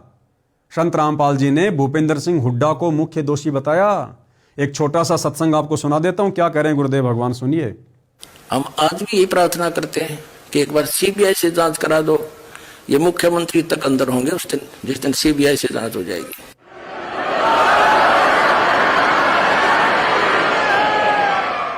ये मुख्यमंत्री हरियाणा श्री भूपेंद्र सिंह जी का इसमें मेन रोल है। ये नाम आक्रमणकारियों के नाम देता है ये व्यक्ति। तो जितनी ये जांच हो जाएगी, इस टाइम तो आवेगा, समय आता है। सदा हमारे बुरे दिन थोड़े रहेंगे, कदे तो सुनेगा हमारी भी दिन होगी परमात्मा। तो बताइए भाई और बहनों, कुलदीप वत्स, जिसका ना कोई करोथा कांड से लेना देना, ना उस समय वो विधायक था, उन्हें बेवजह गाली देने का कोई मतलब रामचंद्र जी के द्वारा नहीं निकला। और रामचंद्र जी ने मंदबुद्धिता दिखाई, बेबुद्धि वाला काम किया भगत होने के बावजूद।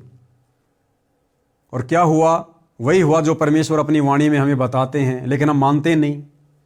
गुरुदेव भगवान कहते हैं, बिन सोचे समझे जो करे पाछे सो पछताए, और काम बिगाड़े आपना जग में होत हसाए। यानी खुद भी कष्ट उठाएगा और जगत में बदनामी का कारण भी बनेगा। तो रामचंद्र जी ने जेल जाकर खुद भी ये आफत मोल ली, अपनी बेइज्जती करवाई, अपनी बदनामी करवाई, और साथ साथ अपने गुरुदेव भगवान की भी बदनामी करवाई, उनको भी निंदा का पात्र बनाया कि ये हैं संत रामपाल जी के परम भगत, ये हैं संत रामपाल जी के भगत। ऐसा समाज तैयार कर रहे हैं संत रामपाल जी। तो व्यर्थ में बदनामी संत रामपाल जी की। दोषी कौन हुआ? रामचंद्र यादव। तो भाई और बहनों, आप और हमने इस प्रकार की घटनाओं से शिक्षा लेनी है। देखो, ये भक्ति मार्ग पक्ष और विपक्ष से दूर निष्पक्षता का है। गुरुदेव क्या कहते हैं हमें कि पक्षा पक्षी के कारण सब जग रहा भुलान। पक्षा पक्षी यानी पक्ष और विपक्ष के चक्कर में पड़कर पूरा संसार एक दूसरे का दुश्मन बना हुआ है, राग द्वेष ईर्ष्या में सड़ रहा है। लेकिन भगत के लिए परमात्मा गुरुदेव भगवान हमें क्या शिक्षा दे रहे हैं कि पक्षा पक्षी के कारण सब जग रहा भुलान, निष्पक्ष होके हरि भजय वो है संत सुजान। अगर रामचंद्र यादव जी ने अपने गुरु को परमात्मा मान लिया हृदय से, सतलोक आश्रम कमेटी की तरह जुबान से भगवान कहने से, परमात्मा कहने से बात नहीं बनती। मकान के आगे पोस्टर लगा देना कि इस घर में कोई बीड़ी गुटखा वाला अंदर प्रवेश ना करे, इससे बहुत बड़ा कोई भगत साबित नहीं हो जाता है। अपनी गाड़ी में, अपनी ई रिक्शा में किसी बीड़ी सिगरेट पीने वाले को बैठने नहीं देना, इससे बहुत बड़ा कोई भगत साबित नहीं हो जाता है। हजारों सतलोक आश्रम से जुड़े भक्तों के घरों के बाहर भी इस प्रकार के पोस्टर आपको मिल जाएंगे। लेकिन आज वो लोग क्या कर रहे हैं? वो खुद ही मर्यादा में नहीं है, बात बात पर राजनीति करके अपने गुरु को दुखी कर रहे हैं। गुरु के रहते सहते कागज के टुकड़े दाढ़ी मूंछ वाले कबीर को भगवान मानकर पूज रहे हैं, व्यभिचारणी भक्ति कर रहे हैं। तो इन बातों से कुछ नहीं होता भाई। परमात्मा कहते हैं भक्ति की गति कुछ और है, इस ज्ञान की समझ कुछ और है। तो रामचंद्र यादव जी हो चाहे कोई भी हो, भाई और बहनों, इस भक्ति मार्ग में परमात्मा की वाणी के अनुसार हमने चलना है कि पक्षा पक्षी के कारण सब जग रहा भुलान, निष्पक्ष होके हरि भजय वो संत सुजान। भगत ने हमेशा हर किसी के साथ निष्पक्षता वाला रवैया अपनाना है। परमात्मा कहते हैं कबीर खड़ा बाजार में मांगे सबकी खैर, ना कहूं से दोस्ती ना कहूं से बैर। तो हमने यहां पर राग द्वेष ईर्ष्या नहीं पालनी है, किसी को अपना मित्र या किसी को अपना शत्रु नहीं समझना है। चाहे किसी कांग्रेस की विधायक की गलती हो करौथा कांड में, या किसी बीजेपी के विधायक की गलती हो बरवाला कांड में, भाई इन बातों का निर्णय परिणाम आने वाले समय में हो जाएगा। परमात्मा धरती पर है, जिसकी जैसी भूमिका, चाहे भगत हो, चाहे संत रामपाल जी के परिवार का सदस्य हो, चाहे कोई राजनेता हो, जिस व्यक्ति की जैसी भूमिका करौथा कांड में या बरवाला कांड में है, उस व्यक्ति को समय आने पर परमात्मा के भक्ति विधान के अनुसार ऑटोमेटिक फल मिलेगा। हम केवल लोगों को प्यार प्रेम से समझा सकते हैं, बता सकते हैं कि अभी भी समय है, अपनी गलतियों में सुधार कर लो, परम संत से माफी मांग लो, भक्ति पे लग जाओ। हम केवल इतना ही संदेशा दे सकते हैं। और क्या क्या आपने फायदा ले लिया? आप रामचंद्र जी, जब आपको झज्जर के थाने में लेकर आया गया, आपने सफाई देते हुए क्या कहा कि मेरा मकसद गाली निकालने का यह था कि लोगों का ध्यान बरवाला कांड जैसी, करौथा कांड जैसी घटना के प्रति हो। तो यह तरीका है क्या? लोगों को गालियां दे दे के हम बरवाला कांड की तरफ उनका ध्यान आकर्षित करेंगे क्या? मान लो आपने ध्यान तो आकर्षित कर दिया, लेकिन गालियां निकालकर खुद अपनी मर्यादा तोड़ दी, तो खुद का तो आत्म कल्याण हुआ ही नहीं, फिर दुनिया को जगाने का क्या फायदा? और यह परमात्मा के कौन से विधान में है? अगर गाली निकालने से आप रामचंद्र जी के अनुसार दुनिया का ध्यान बरवाला कांड की तरफ आकर्षित होगा, तो फिर 2-4 का मर्डर कर दो ना। अरे यूपी में तो बड़ी आसानी से बंदूकें मिल जाती हैं, देसी कट्टे मिल जाते हैं, हम देखते हैं आए दिन अखबारों में। तो लेके कोई देसी कट्टा आप रामचंद्र जी, आप जी के विचारों के अनुसार 2-4 लोगों को मार दो।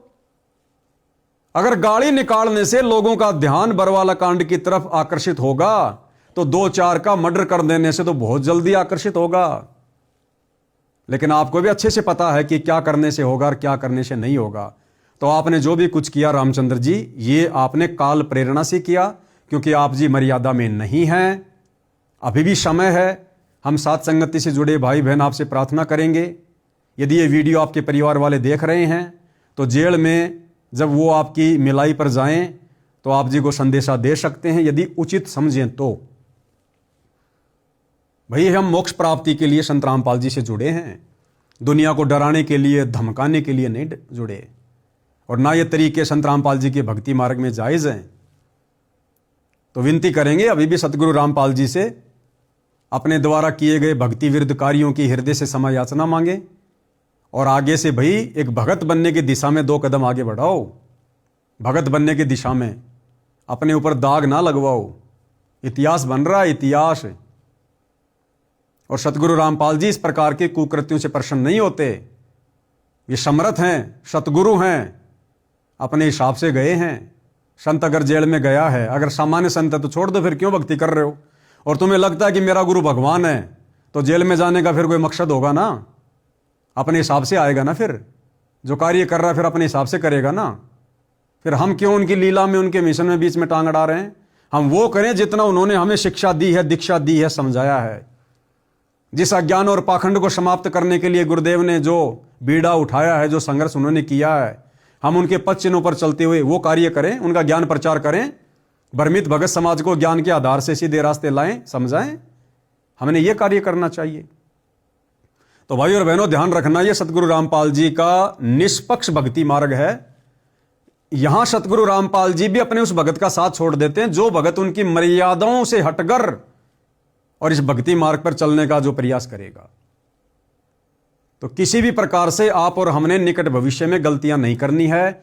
जो गलतियां आए दिन काल प्रेरणा से मर्यादा तोड़कर सतगुरु रामपाल जी के बेटा बेटी भाई बंधु रिश्तेदार कर रहे हैं, सतलोक आश्रम कमेटी कर रही है, और रामचंद्र जी जैसे भगत कर रहे हैं। बाकी कानपुर वाले रामचंद्र जी से मेरा पवन दास का या किसी भी साथ संगति से जुड़े भाई बहन का किसी भी प्रकार का कोई मनमुटाव नहीं है। मैंने सन 2015 से 2020 तक जब रामचंद्र जी साथ संगति में थे, हमारे साथ में थे, बहुत अच्छी सेवा कर रहे थे। उसके बाद जब से उन्होंने साथ संगति को छोड़ा है, तब से आप जी देख रहे हैं उनके व्यवहार में, उनके आचरण में कैसा परिवर्तन आ गया। बात बात पे लोगों को गालियां देना, डराना, धमकाना, छोटी छोटी बातों पे गुस्सा हो जाना, सामने वाले की बातें ना सुनना, अपनी अपनी बकवाद करना, साथ संगति से हटने के कारण। तो हम तो फिर से रामचंद्र जी से विनती करेंगे, प्रार्थना करेंगे, भैया वापस मुख्य धारा में आ जाओ, गुरुदेव भगवान से हाथ जोड़ के क्षमा याचना मांग लो। कुछ नहीं रखा इन फालतू की चीजों में। भक्ति बन गई, मोक्ष हो गया तो ठीक है, नहीं अगले जन्म में गधे कुत्ते सुअर बनकर यही नाक रगड़ेंगे।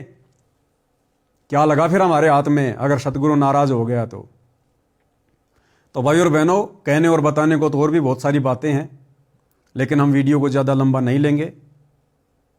हालांकि जिस समय ये वीडियो बहुत सारे लोगों ने अपने YouTube चैनल पर चलाया कि रामचंद्र यादव पकड़ा गया, रामचंद्र यादव पकड़ा गया, तो सतलोक आश्रम से जुड़े भाई बहनों को बड़ी खुशी हो रही थी।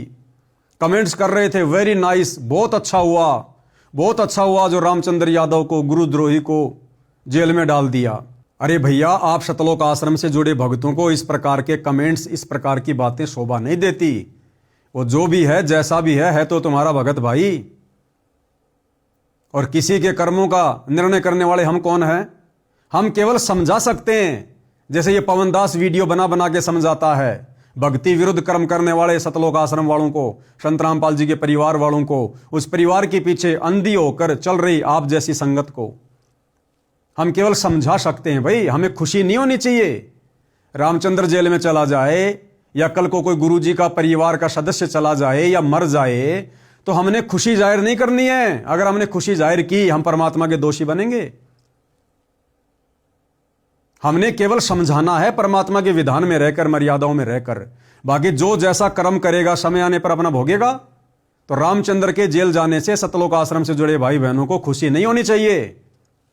विचार करना चाहिए कि हे परमात्मा, कल को हमसे कोई ऐसी गलती ना हो जाए, हे परमात्मा हमसे कोई ऐसी मर्यादा ना टूट जाए जिस कारण से काल रामचंद्र जी की तरह हमारे सिर पर बैठ जाए और हमसे भी कोई गलती करवा दे, किसी को गालियां निकलवा दे, किसी को धमकी दिलवा दे, और हम भी अपनी भक्ति का सत्यानाश कर बैठें और व्यर्थ में आपकी निंदा का भी हम कारण बने। तो परमात्मा से डर के विनती करनी चाहिए, उसके जेल जाने से खुशी नहीं होनी चाहिए। और बार बार जो कह रहे हो ना कि गाली निकालने वाले को तो जेल होनी चाहिए, जेल होनी चाहिए, तो एक नजर सतलोक आश्रम वालों के ऊपर भी लगा के देख लो। अगर किसी को मां बहन की गालियां देने वाले को जेल होनी चाहिए, तो एक नजर संत रामपाल जी के परिवार पर भी दौड़ा के देख लो। मुझ पवन दास को किस किस प्रकार की मां बहन की भद्दी भद्दी गालियां जो रामचंद्र जी दे रहा था उस विधायक को, वो गालियां संत रामपाल जी के परिवार ने दी हैं, सतलोक आश्रम के कोऑर्डिनेटरों ने दी है। सुना देता हूं आपको एक बार, अगर आप लोग आंख और कान से जो है अंधे और बहरे हो चुके हैं सतलोक आश्रम से जुड़े भाई बहन, तो आपको थोड़ा सा अतीत में लेके जाता हूं। पहले आपको सुनाता हूं उत्तर प्रदेश का स्टेट कोऑर्डिनेटर संजीव हुड्डा और इसी रामचंद्र यादव को किस प्रकार से मां बहन की गालियां देता है। रामचंद्र यादव को कहता है रंडी का बीज। ये शोभा देता है क्या एक सारनामी व्यक्ति को, संत रामपाल जी के एक भगत को, उत्तर प्रदेश के स्टेट कोऑर्डिनेटर संजीव हुड्डा को, जो कई वर्षों से भक्ति कर रहा है, जिसको सारनाम प्राप्त है, जो पूरे उत्तर प्रदेश की संगत को हैंडल कर रहा है, उस व्यक्ति को शोभा देता है किसी को रंडी का बीज कहना। और ना जाने क्या क्या कह रहा है, तेरे पिछवाड़े में ये कर दूंगा, वो कर दूंगा, तेरे को मैं मुर्गा बना के ये कर दूंगा। तो सुन लो भाई सतलोक आश्रम से जुड़े भाई बहनों, अगर किसी को मां बहन की गाली देने वाले को जेल होनी चाहिए, और रामचंद्र जी की जेल से यदि आप इस प्रकार से खुश हैं, तो भाई फिर आपने संजीव हुड्डा को भी जेल में भेजने की तैयारी करनी चाहिए। उसको फोन करना चाहिए कि तू नालायक आदमी है, गाली निकालना अच्छी बात नहीं है, गाली निकालने वाले को जेल होनी चाहिए। तो एक बार संजीव हुड्डा जी की ये ऑडियो सुन लीजिएगा। हेलो, संजीव हुड्डा जी साहब, कौन हो भाई? कानपुर से रामचंद्र दास। हाँ सुना भाई। 18 तारीख को लखनऊ में क्या कर रहे हैं भगत जी? क्या करना है? क्या करना है? हाँ मैसेज पूरे देश में डाला तो बताइए ना 18 तारीख को आप क्या कर रहे हो भगत जी। यूपी के स्टेट कोऑर्डिनेटर हो तो आप जवाब दो ना भगत जी। भक्तों को देते हैं भाई जवाब। अरे भक्तों को देते हैं। रामचंद्र सुधर जा, कुछ नहीं रखे इंतजाम। अरे आप हम सुधरे या ना सुधरे, आप इसका जवाब दो हाँ। कि आप 18 नवंबर को अरे कौन सा सुधार। लखनऊ में। अरे मैं सुधार दूंगा ना फिर। अरे मान जा। तुम क्यों सुधारने क्यों नहीं आ रहे हो, आ जाओ ना सुधारने के लिए। अरे मान जा, रामचंद्र कुछ नहीं रखा। दास कभी नहीं मानेगा, तुम्हारे जैसे गद्दारों से हाँ? संपर्क करता रहेगा। और आप जवाब दो ना, दुनिया की बातें छोड़ो, आप ये जवाब दो 18 नवंबर को लखनऊ में क्या कर रहे हो संजीव हुड्डा जी। ये धमकियां देना छोड़ दो। अरे फालतू बकवास मत ना अरे करे, 18 मान जा। नवंबर को क्या कर रहे हो तुम लखनऊ में, ये पहले बताओ ना भगत जी। फालतू बकवास छोड़ो। अरे मान जा रामजादे, मान जा। अरे नहीं मानूंगा, तुम जैसे लोगों को हाँ? नहीं मानूंगा। ये गालियां तुम देते रहो। मैं डंडा दे दूंगा 18 नवंबर को तुम क्या कर रहे हो ये पहले बताओ संजीव हुड्डा जी, यूपी स्टेट कोऑर्डिनेटर। ये गालियां देना बंद कर। अरे मैं गाड़ी का मुर्गा बना कर मरूंगा रोड पर, ध्यान अरे रखिए इस 18 बात नवंबर का। को तो लखनऊ में क्या कर रहा है, तुम क्या अरे मुर्गा तेरे- बनाओगे। तुम तो कानपुर नहीं तेरा आओगे मुर्गा- चक्कर दिखाने। तेरा मुर्गा बना कर मारूंगा, ध्यान रखिए इस बात का। अरे ठीक है। रामपाल जी महाराज के वास्तव में शिष्य हो। ध्यान रखिए, सुन तेरा लो। बहुत नुकसान कर ली, तेरा बहुत बकवास कर ली है। संजीव हुड्डा जी अगर अरे वास्तव तुम बहुत, अरे साले का कान पर मारूंगा, रामजादा बकवास करे। अगर संजीव हुड्डा जी आप चंकी मार का रामपाल जी कीड़ा। महाराज के वास्तव में शिष्य हो तो आप कानपुर आकर के चंकी मार का कीड़ा। ढोकले की औलाद हो आप। साले रंडी के बीच अरे रामजादे। बहुत यही हाँ? परमात्मा ने ज्ञान हाँ, दिया ना, यही परमात्मा ने हाँ। ज्ञान दिया है संजीव हुड्डा जी। इतने यूपी के कितने बाप है तेरे? हाँ? अरे कितने 18 बाप- नवंबर कौन से को बाप क्या की कर औलाद रहे हो है? लखनऊ में कुकर्म। अरे अरे कुकर्म आजा, राम संजीव दादा, यार। हुड्डा जी 18 नवंबर को क्या कर रहे हो तू बताइए ना अपनी लखनऊ मान, में। अरे मान जा, मगर रामचंद्र कुछ नहीं रखा। अरे समझ गया? तू जैसे गालीबाजों के लिए परमात्मा ने इसलिए हम जैसे नीचों खड़ा किया है।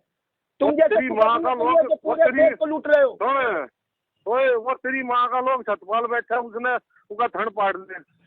ठीक, हमने सब नाक देगी करा वो। तेरी माँ बहना ना एक करा वो तुमने क्या छतपाल गाली मेरे दी ढोल थी? में। संजीव हुड्डा जी तुमने क्या गाली दी थी, तू भूल गया। तूने क्या गाली दी, अभी क्या गाली दे रहा है, अभी क्या गाली। तुम तो छतपाल परमात्मा मेरे के करीब ढोल, हो। तेरी माँ ने भी आगे की करे, तेरी बहन ने भी आगे की करे।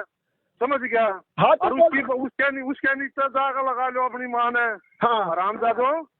अरे संजीव हाँ? हुड्डा जी बहुत सही। अरे वो सतपाल तेरा जीजा। संजीव हुड्डा जी 18 सतपाल नवंबर तेरा को क्या जीजा कर रहे हो? मेरे ढोला। अपनी अपनी बाप की औलाद हो ना, कानपुर आ जाना, कानपुर आना, अपनी बाप की औलाद होना संजीव हुड्डा जी। तेरा जीजा संजीव कानपुर हुड्डा में जी है। ढोकले की औलाद होगी तो तुम कानपुर नहीं आओगे, तेरा- नहीं मिलोगे। अरे तेरी माँ की तेरा जीजा कानपुर में है। अरे संजीव हुड्डा जी बोल लो और बोल लो। अरे तेरा जीजा है, बोल। तुम जैसे नीच लोग सामने आओ ना, चोर कितने क्यों भाग रहे हो? वो तेरी माँ का लोग छतपाल क्या कर रहा है? मेरी पूरे देश में ऑडियो जाएगी, तूने क्या गालियां दी थी, अमित ने क्या गाली दी थी, भूल गया। वो तेरा पापा छतपाल मेरे ढोला। ये उत्तर प्रदेश का स्टेट कोऑर्डिनेटर संजीव हुड्डा महागालीवाद जो तेरा गालियां दे रहा है, इसको तेरा अभी शर्म नहीं पापा- आती। ये भगत नहीं है, तेरा ये देश का दुश्मन है। पापा ये संत रामपाल जी महाराज को जेल में डाल रखा है। ये भक्तों का क्रम खराब करवा रहा है। कोई भी भगत लखनऊ ना जाए। इस संजीव हुड्डा जी की ऑडियो सुनिए पूरे देश के भक्तों। इस संजीव हुड्डा जी के दास ने प्यार से पूछा कि 18 नवंबर को लखनऊ क्या कर रहा है, गालियां दे रहा है। अरे तेरा बाप सतपाल मेरठ वाला क्या कह रहा है? बहुत सही। तूने क्या तेरी गाली माँ का लोग सतपाल है। अरे तो सतपाल से पूछ जा करके ना, तू तो सतपाल से भी बड़ा हो गया ना। तेरी माँ का लोग सतपाल पे तो पूछ ले। हाँ, यही गाली देता रहे। संजीव हुड्डा जी 18 हाँ? नवंबर को क्या कर रहे हो लखनऊ में, गुंडे। संजीव हुड्डा जी महागुंडे। तो सुन लिया भाई और बहनों आपने संजीव हुड्डा जी के वचन। तो क्या संजीव हुड्डा जी को जेल नहीं जाना चाहिए? क्या संजीव हुड्डा से सवाल जवाब नहीं करने चाहिए? यदि रामचंद्र को जेल होने पर शतलोक आश्रम से जुड़े जो भाई बहन खुशी जाहिर कर रहे हैं कमेंट्स में, यदि आप वास्तव में संत रामपाल जी के भगत हैं और आपका कोई दीन धर्म है, यदि आपकी जुबान है, तो संजीव हुड्डा को फोन करके बताओ कि भैया तू भी बाहर संगत में रहने का अधिकारी नहीं है, तेरे को भी जेल में जाना चाहिए, तू भी निकम्मा आदमी है, तू भी संत रामपाल जी का भगत कहलाने का अधिकारी नहीं है। और इसकी नो एंट्री कराओ, इसके नाम का पीला पर्चा निकलवाओ, अगर आप सच्चे भगत हो तो। यदि आप ऐसा नहीं करते हो और केवल रामचंद्र को जेल होने पर खुशी जाहिर कर रहे हो तो आप निकम्मे भगत हो, निकम्मे दोगले भगत हो। आपकी रहनी और करनी में रात दिन का अंतर है, आप भक्ति की योग्य नहीं है। फिर दूसरी ऑडियो सुनाता हूं आपको।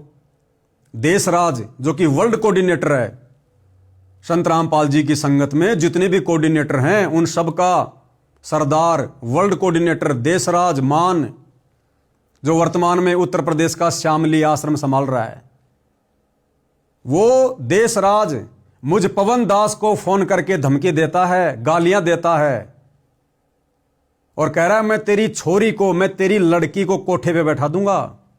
देशराज कह रहा है वर्ल्ड कोऑर्डिनेटर मुझ पवन दास को कि तेरे मुंह में मुतूंगा और तेरी लड़की को, तेरी छोरी को कोठे पे बैठा दूंगा, और मां बहन की गालियां दे रहा है। एक बार ये भी सुन लो भाई साहब, सुनिए। Hello hello hello. हाँ लिखा हेलो। हाँ जी, कौन बोल रहे हो? कौन बोल रहे हो? कौन बोल रहे हैं? तेरा बाप बोल रहा हूँ। तेरे सारे रिप तो छोड़ दिया था, पता नहीं छोड़ दिया था तुझे, ध्यान रखिए कब तेरे दिमाग में गलत फहमी हो। कौन बोल रहे हो बड़े भैया? बच्ची नहीं उठाऊंगा और सब उठाऊंगा उठ में बहन जो तू बड़ा बड़ा लैंडलॉर्ड है क्या? अरे यार गाड़ी थोड़ी निकालते हो भाई साहब ऐसे। नहीं गाड़ी नहीं निकालते तू, ये काम क्यों कर रहा तू? हाँ भेज देगी मुझे। भाई साहब, आप अपने आप को परम संत रामपाल जी महाराज का शिष्य कहते हो और आप गालियां निकाल रहे हो, कैसे भगत हो आप? तू कौन होता है मेरे सब पूछने वाला? पूछने वाला क्यों नहीं होता हूँ मैं? जो गाली निकालेगा उससे सवाल जवाब नहीं किया जाता क्या? अरे तू फोटो कैसे डाल रहा मेरे? फोटो डालूंगा, 1000 बार डालूंगा, 100 बार डालूंगा। अब के बाद तेरे मुंह में मुत्तू मत, ध्यान रखिए और डाल तो इसका मुंह में मुत्तोगे? ध्यान रख। मुंह में मुत्तोगे क्या? कौन है वो दिखे?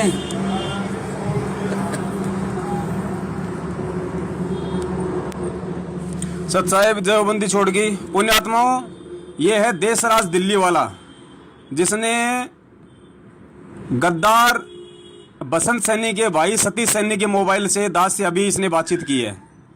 अब आप देख लो पुण्यात्माओं, किस तरीके के लोग हैं ये, कैसे ये भगत हैं, और हम लोग इन्हीं लोगों के चक्करों में फंस के आज अपने परमात्मा को जो है, चलो वो ऐसे करेंगे इसको। तो सुन लिया भाई और बहनों। अब यदि आप लोग जो रामचंद्र जी को जेल होने पर खुशी जाहिर कर रहे हैं कमेंट्स में, अगर आप सच में संत रामपाल जी के सच्चे भगत हैं, यदि आपका कोई दीन धर्म है, तो इस देशराज को क्या कहोगे आप?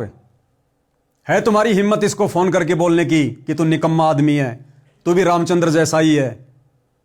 है तुम्हारी हिम्मत बोलने की? किसी की हिम्मत नहीं है तुम सतलोक आश्रमों से जुड़े भक्तों की हिम्मत, जो संत रामपाल जी के परिवार को कह के देशराज के नाम का पीला पर्चा निकलवा दो, देशराज की नो एंट्री करवा दो, देशराज को गुरुद्रोही घोषित करवा दो कि ऐसा व्यक्ति किसी आश्रम का संचालन करने का अधिकारी नहीं हो सकता, ऐसा व्यक्ति वर्ल्ड कोऑर्डिनेटर की पोस्ट पर रहने का अधिकारी नहीं हो सकता। लेकिन तुम्हारी हिम्मत नहीं है, क्योंकि आप लोग राग द्वेष ईर्ष्या में सड़ रहे हो, राग द्वेष ईर्ष्या में, जो इस भक्ति मार्ग में नहीं चलता है। आगे सुनाता हूं आपको। संत रामपाल जी के परिवार का मुख्य व्यक्ति, संत रामपाल जी के भाई महेंद्र का लड़का अमित, यानी संत रामपाल जी का सगा भतीजा अमित, और कैसे मुझ पवन दास को मां बहन की गालियां दे रहा है। एक बार सुन लो, सुनिएगा। सत साहिब हेलो, पवन जी बोल रहे हो क्या? हाँ जी भगत जी बोल रहे हैं। आप कौन? कौन? आप क्या चाहते हो? कौन बोल रहे हो जी? आप क्या चाहते हो? आप कौन बोल रहे हो भगत जी? मैं अमित भगत जी बोल रहा हूँ, महेंद्र जी का लड़का। अमित भगत जी महेंद्र जी के लड़के? हाँ जी भगत जी बोलिए। हाँ, क्या चाहते हो आप? मतलब नहीं भगत जी, ऐसा तो कोई मकसद नहीं है दास का। दास का मकसद दिख रहा है साहब, बोला ऐसे प्रोग्राम करने के क्या फायदे हैं? 5 आदमी जाने तो ये फंड फंड है। भाई जो लिखा है वो तो जो की मेरे विचार से भगत जी, अपने अमल की जो अमल की नहीं। आप क्यों मैसेज डाल रहे हो? आपको मतलब किसने थोड़ी देर है आपको मैसेज डालने की? नहीं तो वो नहीं, मतलब वो गलत क्या है उसमें, आप हमारे को ये बता दीजिए हैं भगत जी, उसके अंदर जो अमल की गलत क्या लिखा है? गलत क्या वो सही क्या है इसके अंदर जी? दास वहाँ पे गया, दास को जो कुछ नजर आया वो दास ने जो डाल दिया उस पे। बात सुने तो सुन रहा हूँ भगत जी, मैं तो आ रही आवाज। तो कोई साल का बाद अभी दिल्ली, मुझे पता दिल्ली है तो अभी। हाँ मैं दिल्ली हूँ, ये तो मैंने कुलदीप जी को कहा ही है, बल्कि 2 दिन पहले हुई मेरी बात। भाई मैं दिल्ली रुक गया यहाँ पे। मेरी बात सुने, मेरी बात सुन ले ध्यानपूर्वक। तू है नहीं, तू अपने कर्म बिगाड़ रहा है, जितना बिगाड़ उतने बिगाड़ ले। ये तो भगत जी बंदी छोड़ बोल सकते हैं, कोई तरह दिमाग कहाँ है कि उसको ये मालूम पड़ जाए कि फला आदमी जो है अपने वो कर्म बिगाड़ रहा है। भोसड़ी के तेरे की न बहन तेरे किसने कह दिया मेरी सासू के? अब तेरे तो मतलब बहन से तू जो बोल लगा वही बोल लगा तू है। क्या बात है, तेरी नाश्ता तोड़ूंगा। बड़ी अच्छी आवाजें हैं भगत जी, मतलब लता मंगेशकर भी आवाज नहीं सुनी दास ने कभी जिंदगी। तो सुन लिया भाई और बहनों आपने किस प्रकार की भद्दी भद्दी गालियां, जो भद्दी भद्दी गालियां रामचंद्र देता है वही गालियां ये सतगुरु रामपाल जी का सगा भतीजा, महेंद्र का सगा लड़का अमित मुझ पवन दास को दे रहा है। अब क्या कहोगे? है तुम्हारी हिम्मत इन लोगों से सवाल जवाब करने की? तुम सतलोक आश्रम से जुड़े भगत केवल संत रामपाल जी के परिवार के चरण चाट सकते हो, तुम गुलामी कर सकते हो, क्योंकि ये तुम्हारी खानदानी आदत है। पहले तुम्हारे बाप दादाओं ने मुगलों की गुलामी की, फिर अंग्रेजों की और अब वर्तमान में तुम सतलोक आश्रम वालों की कर रहे हो। अगर है तुम्हारे अंदर हिम्मत तो बोलिएगा संत रामपाल जी के परिवार को, महेंद्र जी को फोन करके बताओ कि महेंद्र जी आपके लड़का ये क्या कर रहा है, ऐसी ऐसी गाली आपका लड़का सारनाम लेने के बाद और अपने भगत भाइयों को दे रहा है, ये शोभा दे रहा है, ये इसकी नो एंट्री करो। है तुम्हारी हिम्मत? 100 में भी नहीं बोल सकते तुम, डरे हुए लोग। और सुनाता हूं आपको, संत रामपाल जी के ही परिवार में संत रामपाल जी के चाचा का लड़का सुरेश धनाना वाला, जानते हो सुरेश धनाना वाला कौन है? संत रामपाल जी ने जो पुस्तक लिखी है ना भक्ति और भगवान, और जिसमें एक जगह इंटरव्यू है कि वो एक लड़का जो अपने घर के पास में किसी मिस्त्री को बुलाने गया था, छत पर गया, 11,000 वोल्ट की लाइट ने उसके सर को छू लिया, घाव हो गया। संत रामपाल जी सूक्ष्म रूप से आए, उसको बिजली के तारों से बचाया। उस लड़के का बाप है ये सुरेश, उस लड़के का पिता का नाम है सुरेश धनाना वाला, जो संत रामपाल जी के चाचा का लड़का है, यानी संत रामपाल जी का भाई। वो सुरेश मुझ पवन दास को क्या कह रहा है? रामचंद्र जैसी ही मां बहन की भद्दी भद्दी गालियां दे रहा है। सुन लो एक बार। हाँ जी, कौन बोल रहे हैं भाई जी? भगत जी राजस्थान से बोल रहा हूँ बड़े भाई। राजस्थान से, क्या नाम है भाई जी आपका? पवन दास। पवन दास जी। हाँ जी। मैंने मैसेज भेजा, तेरे किससे बात हुई है? भगत जी आज का अखबार पढ़ो ना, दैनिक जागरण हरियाणा का। मैं तेरी माँ की चूत पहले अभी मैसेज आज के बाद तेरा 25 गुरु जी तो मैं लाई करके आया हूँ, खड़ा हूँ मैं, गुरु जी का भाई हूँ, समझ गया? कौन गुरु जी का भाई है? सुरेश दास बोल रहे हैं।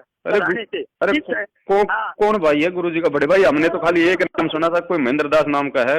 आप कौन भाई आ गए? और मैं भाई हूँ उनका, छोटा लड़का। और मैं महेंद्र को मैं जानता नहीं। क्या नाम है आपका? नाम बताइए। सुरेश दास है मेरा, सुरेश दास है बड़े भाई। नाम 283 बड़ा कहानी लिखी हो रहे, ठीक है?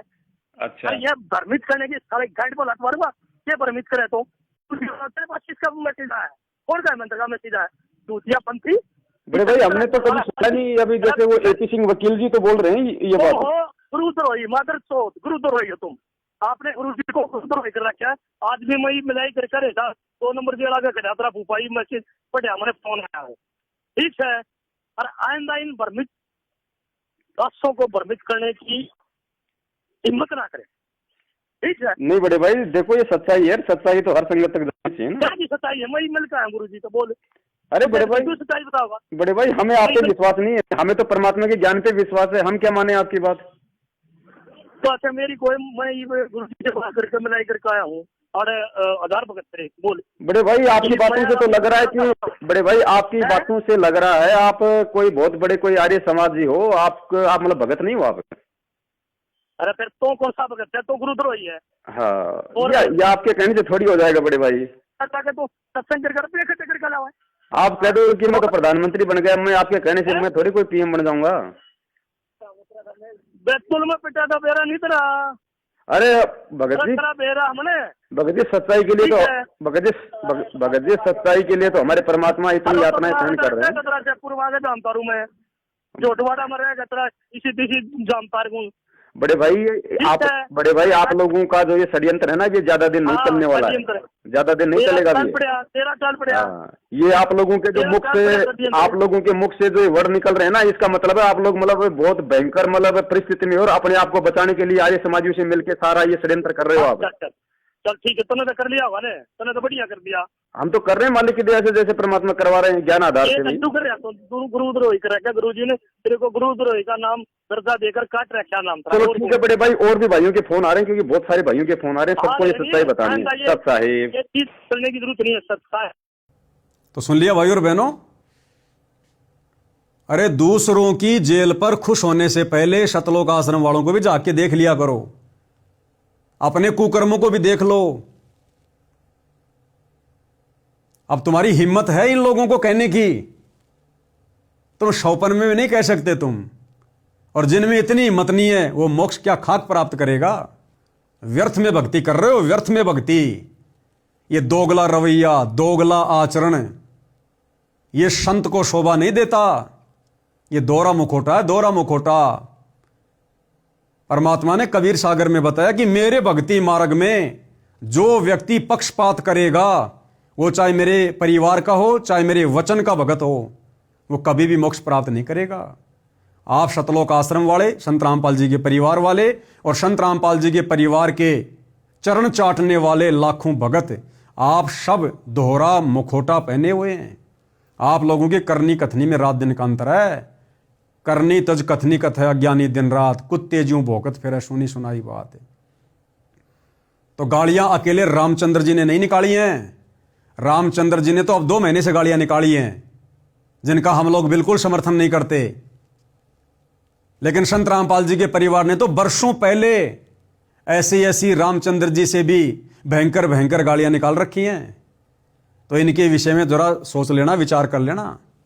भगत हो तो भगत बनो, अगर नहीं हो तो समझो इस ज्ञान को अच्छे से, इस मार्ग को समझो, मिशन को समझो। संत रामपाल जी के परिवार के इन्हीं कुकर्मों के चलते, इनकी ऐसी हरकतों के चलते ये बरवाला कांड हुआ।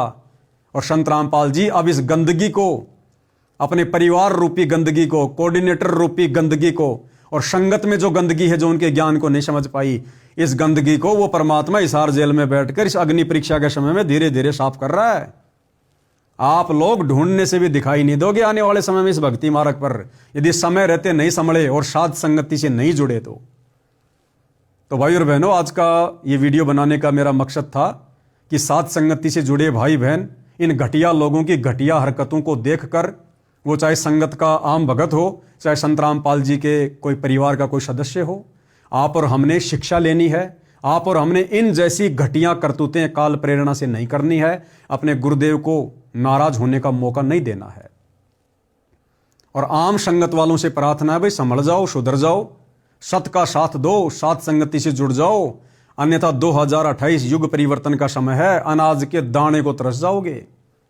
अनाज के दाने को ध्यान रखना, ये निर्मोही परमात्मा है, ये किसी का सगा नहीं है। कहीं तुम सोच रहे हो कि हम तो गुरु जी के परिवार वालों के पैर पकड़ के बैठे हैं, उनके चरणों में बैठे हैं, हमारा उद्धार हो जाएगा। आने वाले समय में गुरु जी के परिवार के पैर ढूंढने से भी नहीं मिलेंगे, फिर तुम कहां जाओगे। और रामचंद्र जी से पुनः निवेदन है, भैया हमारा आप जी से कोई किसी प्रकार का द्वेष नहीं है। हमारा साथ संगति वालों का तो हो ही नहीं सकता, क्योंकि हम तो अपने गुरुदेव के वचनों पर चलते हैं, उनके मर्यादाओं में चलते हैं। तो आप जी से निवेदन है, विनती है, आपने कुलदीप जी को गालियां निकालकर धमकाकर गलती की है, परमात्मा का विधान तोड़ा है। और यदि आप इसके लिए विधायक जी से माफी मांगते हैं तो इसमें आपको कोई परहेज नहीं होना चाहिए, क्योंकि आपने गलती की है। यदि आप उनसे माफी मांगेंगे, हो सकता है परमात्मा भी आपको माफ करे। और श्रीमान कुलदीप जी से भी मेरा निवेदन है, मेरी विनती है कि कुलदीप जी, आपने इनकी स्थिति देख ली होगी, इनके विचारों से भली भांति आप जी परिचित हो गए हैं। किस मानसिकता के तहत इन्होंने आपको गाली दी थी, ये तो आपको जानते भी नहीं, पहचानते भी नहीं। इनका मकसद कुछ और था आपको गाली देने का, हालांकि मकसद वो गलत था। इस प्रकार से आपको गाली नहीं देनी चाहिए थी। लोगों के सामने सच्चाई इस प्रकार से नहीं आती है जिस प्रकार से रामचंद्र जी ने सोचा होगा, जैसा कि वो बता रहे हैं। लेकिन फिर भी आपसे हम निवेदन करेंगे, भले ही इन्होंने आपको गाली दी है, लेकिन ये भगत है, ये उन भक्तों से लाख गुना अच्छा है जो ब्रह्मा विष्णु महेश की भक्ति करते हैं, क्योंकि ये सत भक्ति कर रहा है, सच्चे गुरु की शरण में है। यदि आप इसको माफ़ कर देते हैं और यदि आप इसकी जमानत, जो भी आपकी कानूनी प्रोसीजर है, आपके द्वारा थोड़ी बहुत ढिलाई बरतने से यदि जल्दी इसकी जमानत हो जाती है, दोबारा अपने परिवार को संभाल लेगा, तो कहीं ना कहीं थोड़ा बहुत जो पुण्य है, जो क्रेडिट है, वो संत रामपाल जी की तरफ से आप जी की झोली में भी डाला जाएगा। बस हम केवल इतना ही निवेदन कर सकते हैं, इससे ज़्यादा हम किसी के दुश्मन नहीं, हम किसी के मित्र नहीं हैं। हमने अपनी खुद की मर्यादा बचानी है, अपनी भक्ति करनी है। तो भाई और बहनों, आज की वीडियो में केवल इतना ही। मेरे शब्दों में किसी प्रकार से कोई त्रुटि हो, सभी से कान पकड़ के माफ़ी मांगता हूँ। बंदी छोड़ सतगुरु रामपाल जी परमेश्वर जी की जय हो।